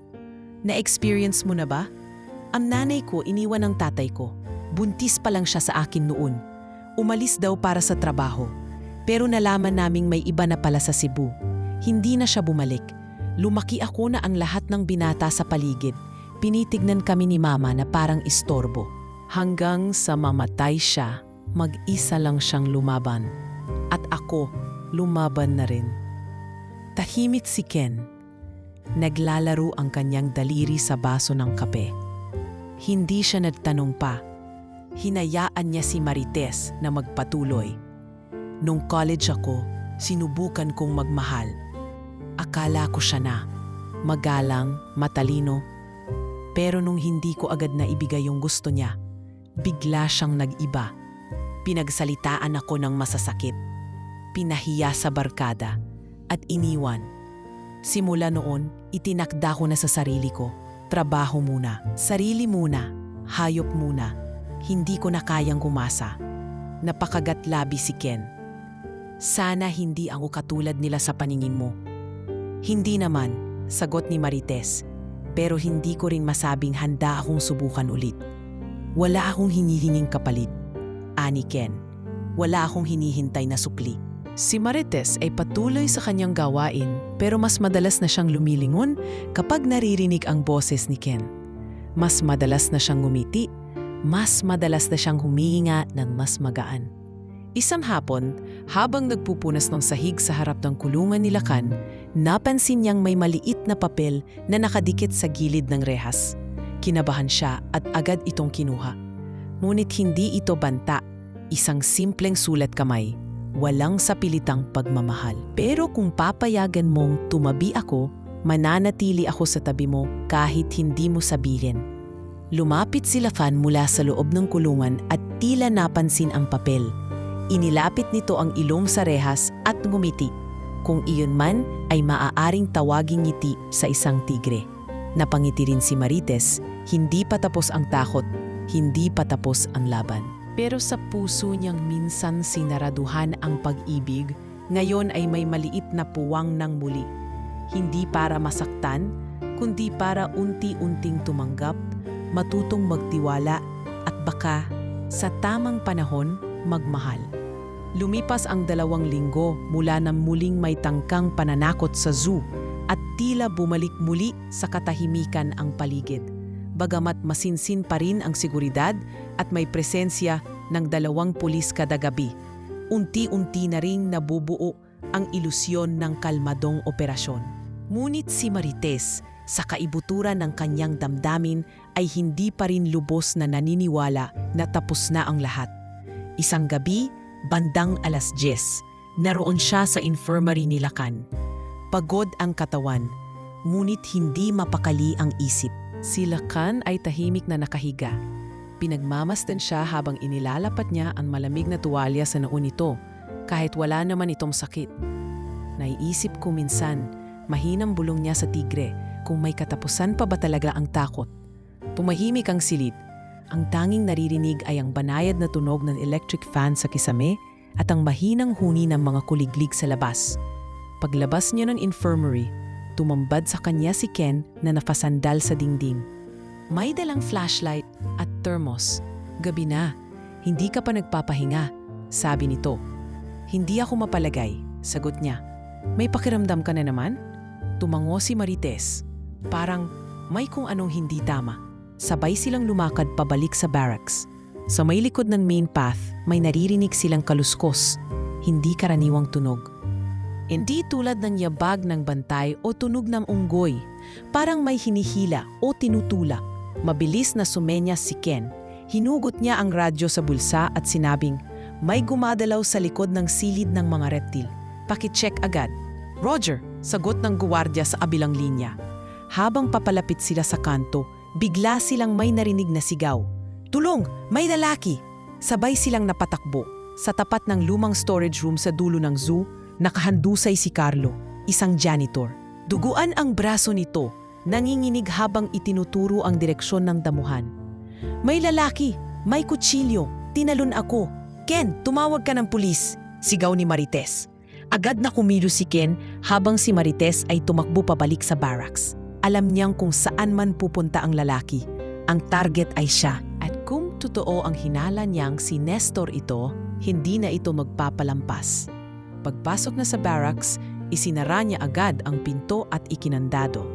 Nanginginig ang kamay niya habang hinahanap ang kanyang emergency whistle at maliit na itak sa ilalim ng kama. Tumakbo siya sa bintana at tinakpan ito ng kurtina, pilit na sinusuri ang paligid. Hindi nagtagal, narinig niya ang mabigat na yabag sa labas. Isa, dalawa, tumigil. Tumunog ang doorknob. Pilit itong pinihit. Muli at muli. Marites, bulong ng paos na boses mula sa labas. Bubuksan mo ba ako? Matagal na kitang gustong makasama. Napahawak si Marites sa dibdib niya. Hindi ito bangungot. Totoo ito. Hindi mo ako kayang takutin. Sigaw niya mula sa loob. Hindi mo ako kayang itago sa hayop mo. Mayon wala siya sa tabi mo. Ikaw lang. At ako. Bigla may malakas na hampas sa pinto. Sunod-sunod. Para bang sinasadyang basagin ito gamit ang isang matigas na bagay. Ang buong barracks ay umuugong sa lakas ng bawat hampas. Huwag kang lalapit! Sigaw ni Marites habang hawak ang whistle. Ngunit bago pa niya maitunog ito, nabasag ang bintana sa likod. May pumasok na kamay, marumi, may sugat, at may hawak na kutsilyo. Mabilis siyang tumakbo palabas ng harap ng barracks. Tumilapon ang whistle sa sahig. Sumigaw siya habang tumatakbo. Tulong! Andito siya! Sa gitna ng dilim, may mga gwardiyang tumakbo mula sa kabilang dulo. Ngunit hindi rin sila agad nakalapit dahil biglang may sumambulat na apoy sa tabi ng kulungan ng mga unggoy. Sinunog ang isang bahagi ng garden. Diversion. Habang nagkakagulo ang mga tao, si Marites ay nadapa sa tabi ng infirmary. Humahabol na sa kanya si Nestor. Sugatan ngunit buo pa rin ang lakas. Hinabol siya nito, tinangkang sa bunutan at inamba ang kutsilyo sa kanyang leeg. Matagal ko na tong hinihintay, sigaw ni Nestor. Ngunit bago pa man tumama ang kutsilyo, may tumagundong na inay. Mula sa kabilang bahagi ng kulungan, isang rehas ang nabuksan. Isang mabigat na katawan ang lumundag sa damuhan. Silakan. Tumalon ito mula sa likod ng infirmary para bang alam niyang iyon ang huling hininga ng panganib. Sa isang iglap, kinagat nito ang balikat ni Nestor at itinumba sa lupa. Arg! Hayop ka! Sigaw ni Nestor habang pinilit nitong ilayo ang sarili. Ngunit si Lakan ay hindi na umaatras. Hindi siya sumusugod upang pumatay, ngunit upang humarang. Parang bantay na alam kung sino ang dapat ipagtanggol at sino ang dapat patahimikin. Dumating ang mga gwardiya at pinigilan si Lakan bago pa ito makapanakit ng labis. Isinugod si Nestor sa ambulansya, duguan at pilay ang balakang. Sa wakas, nahuli muli.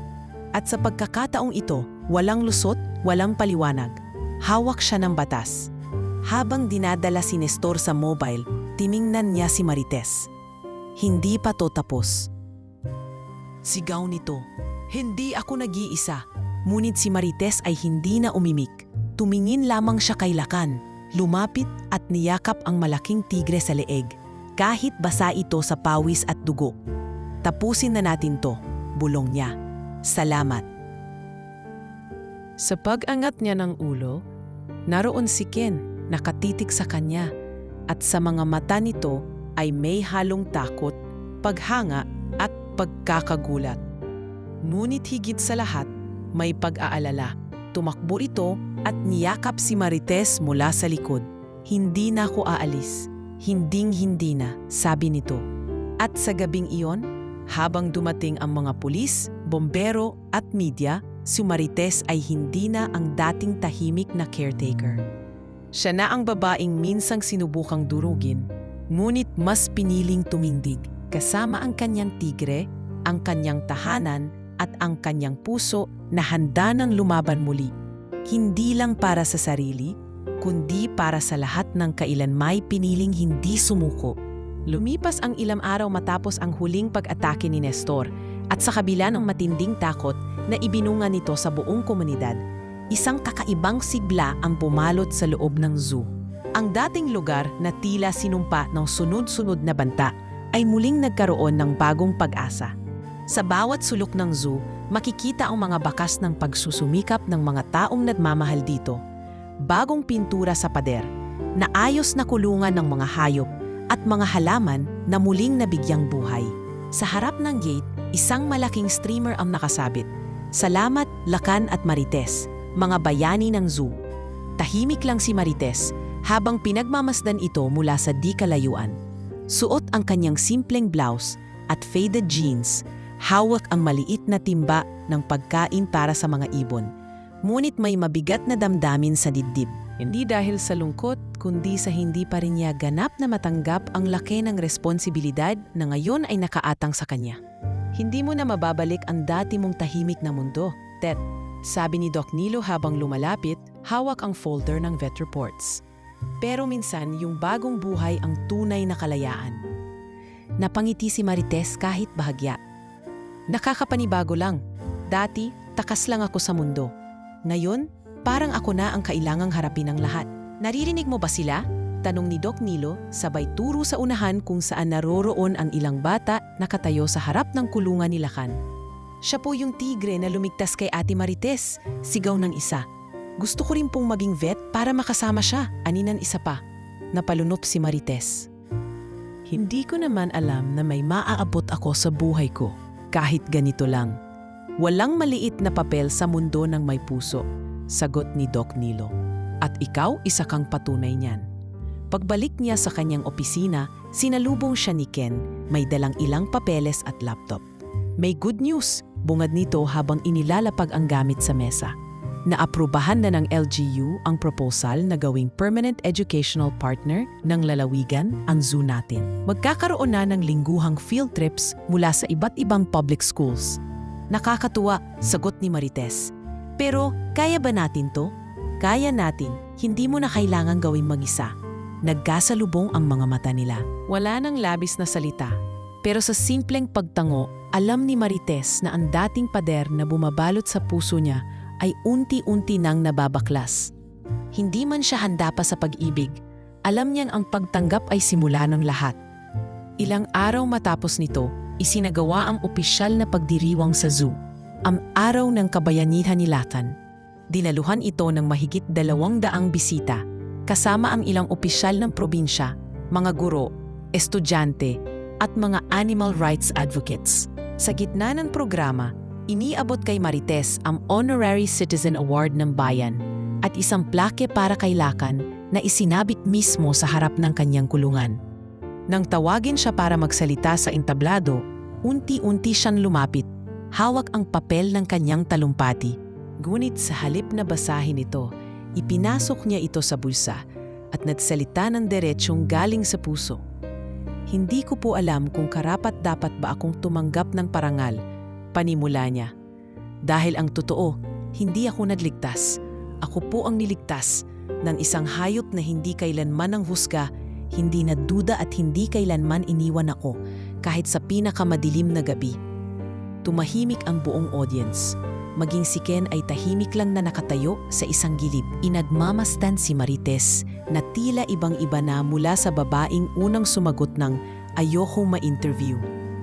Maraming taon po akong nabuhay na walang boses, walang kakampi.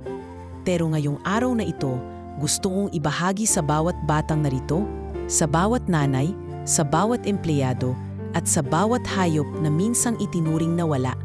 May boses tayo. May halaga tayo. Malakas ang palakpakan. Ang mga mata ni Marites ay bahagyang namasa. Ngunit ngayon, hindi ito luha ng takot, kundi ng tagumpay. Matapos ang programa, milapitan siya ng isang ina at ang anak nitong 6 na taong gulang. Ate Marites, wika ng ina. Salamat ha, dahil sa iyo naniniwala ulit sa kabutihan ng anak ko. Lumuhod si Marites sa harap ng bata. Anong pangalan mo? Emil po. Emil, tandaan mo to ha, hindi mo kailangang maging malakas para maging mabuti. Minsan, sapat na ang pagiging totoo. Mumiti ang bata, sabay yakap sa kanya. Kinagabihan, sa muling pag-iikot niya sa zoo, dumaan siya sa harap ng kulungan ni Lakan. Tahimik ang paligid. Binuksan niya ang maliit na gate sa gilid ng rehas kung saan siya lang ang pinapadaan. Lumapit si Lakan, inilapat ang ulo sa kanyang balikat. Lakan, bulong niya. Natapos din. Ang tigre ay tumahimik, parang nauunawaan ang bawat patak ng luha sa pismi ng kaibigan niyang tao. Pag-uwi niya sa quarters, nagbukas siya ng liham na iniabot sa kanya kanina ni Kapitan Balba. Ito'y sulat mula sa isang grupo ng animal welfare researchers sa Thailand. Nais siyang imbitahan para sa international conference tungkol sa human-animal empathy. Napatingin siya sa siling. Saka ngumiti. Mula sa kulungan ng tigre hanggang sa mundo. Sa bawat sulok ng kanyang silid, sa bawat larawan ng hayop na pinatungan ng makukulay na artwork ng mga bata, at sa bawat paghinga niya habang pinagmamasdan ang paligid, isa lang ang malinaw. Sa wakas, natutunan na rin niyang tumanggap ng respeto, ng pagkilala, ng tiwala at higit sa lahat, ng kapayapaan. Ilang buwan na ang lumipas mula nang tuluyang makulong si Nestor at muling bumalik sa normal ang operasyon ng zoo. Sa paglipas ng mga araw, unti-unting napalitan ng mga ngiti at alingawngaw ng mga bata ang dati tensyonado at tahimik na paligid. Mula sa mga field trip ng mga paaralan hanggang sa documentary shoots ng lokal na media, naging sentro ng pansin ang zoo at ang hindi malilimutang kwento ng tigre at ng babaeng nagpatuloy sa kabila ng takot. Ngunit sa kabila ng tagumpay at katahimikan, may mga sugat sa loob ni Marites na hindi basta-basta naghihilom. Hindi ito ang klase ng sakit na naagapan ng gamot o ang klase ng sugat na natatakpan ng plaster. Ito yung uri ng sugat na tahimik lang pero malalim. Yung bawat gabi ay may tanong, ligtas pa ba talaga ako? 10:00 na ng gabi at siya'y nakaupo sa labas ng kanyang maliit na opisina. Isang tasa ng kape ang hawak habang pinagmamasdan ang langit. Walang bituin, pero malamig ang simoy ng hangin. Nasa tabi niya si Ken, walang imik, pero ramdam ang presensya. Hindi mo na kailangang magdamdam ng ganito. Bulong ni Ken habang marahang iniabot ang extra jacket. Tapos na ang panganib. Hindi lang yung panganib ang naiwan, Ken. Sagot niya, may iniwan yung trauma. Hindi siya basta umaalis. Napatingin si Ken sa kawalan. Alam mo ba, bago ako mapunta rito, may mga lugar din akong tinakasan. Mga lugar na iniwan ko, pero hindi ako iniwan ng alaala nila. Hindi madali, no? Ani Marites, habang naglalapit ng tasa sa labi. Hindi, pero minsan kailangan lang ng taong paulit-ulit na magsasabing, ligtas ka na, hanggang maniwala ka. Tahimik silang pareho, walang kailangang idugtong, walang pilitan, kundi isang presensya ng pananatili. Kinabukasan, isang opisyal na liham mula sa City Mayor ang natanggap ni Marites. Iniimbitahan siya upang maging speaker sa darating na Women's Month celebration sa sentro ng lungsod. Ipinapahayag doon ang kanilang paghanga sa kanyang katapangan, pagiging inspirasyon sa kababaihan at ang hindi matatawarang kontribusyon sa wildlife protection. Hindi niya agad alam ang isasagot. Nagsusumigaw ang takot sa loob niya. Hindi siya sanay magsalita sa maraming tao. Hindi siya sanay maging sentro ng entablado. Pero sa kabila nito, naroon ang paanyaya na minsan ay hindi niya binigyan ng pansin. Ang pagkakataong baguhin ang kwento ng sarili niya. Ikaw lang ang hinihintay nila. Ani Ken habang tinutulungan siyang ayusin ang kanyang outline ng speech. Kailangan kanila hindi dahil gusto kanilang palakpakan, kundi dahil gusto nilang makakita ng totoo. Dumating ang araw ng programa. Nakasuot siya ng maayos na blouse, itim na slacks at maikling takong. Simpleng bihis pero may dignidad. Sa likod ng entablado, habang hinihintay ang kanyang pangalan, muli niyang naalala ang lahat. Ang batang Marites na itinaboy sa palengke, ang dalagang inisnab sa ospital, ang trabahadorang binastos ng supervisor at ang babaeng halos mamatay sa kamay ng kriminal. At ngayon, narito siya. Buo, humihinga, at may hawak na mikropono. Magandang hapon po. Panimula niya sa harap ng mahigit 300 kababaihan. Ako po si Marites, hindi po ako perpekto. Hindi ako mahusay magsalita, pero marunong akong makinig. At marunong akong tumayo sa tuwing pinapabagsak ako. Hindi siya gumamit ng malalalim na salita. Hindi siya nagkukuot mula sa mga kilalang personalidad. Ang ibinahagi niya ay pawang katotohanan mula sa kanyang puso. Ang hirap ng lumaking walang ama, ang pagkasuklam sa mga lalaking abusado, ang kahirapan ng maniwala muli sa kabutihan, at ang pagbangon sa tulong ng isang hayop na hindi kailanmang nanghusga. Umiiyak na ang ilan sa mga tagapakinig. Isa sa kanila ay tumayo at sumigaw, "Salamat, Marites." Sa kanyang pag-uwi, sinalubong siya ng isang sorpresang handaan sa loob ng zoo. Mga kasamahan, volunteers, at ilang mga bisita mula sa mga paaralan ang nandoon. May cake, may lechon at may malaking tarpalin na may nakasulat, "Mabuhay ka, Marites." Tila nabura ang lahat ng pagod sa kanyang katawan. Napaluhod siya sa gilid ng kulungan ni Lakan. Niyakap ang tigre sa leeg habang pinipigilan ang luha. "Mahal kita," bulong niya. "Salamat sa lahat." Sa gabing iyon, habang nakahiga siya sa kanyang kama, tumunog ang kanyang telepono. Isang mensahe mula kay Ken. "Alam kong matagal pa, pero gusto ko lang itanong, pwede na ba akong maging bahagi ng kinabukasan mo?" Napangiti si Marites. Hindi niya sinagot. Ngunit sa pagkakataong ito, hindi dahil sa takot, kundi dahil sa kagustuhang pagnilayan, hindi na ang kanyang nakaraan, kundi kung paano niya gustong harapin ang bukas. Sa wakas, hindi na nag-iisa.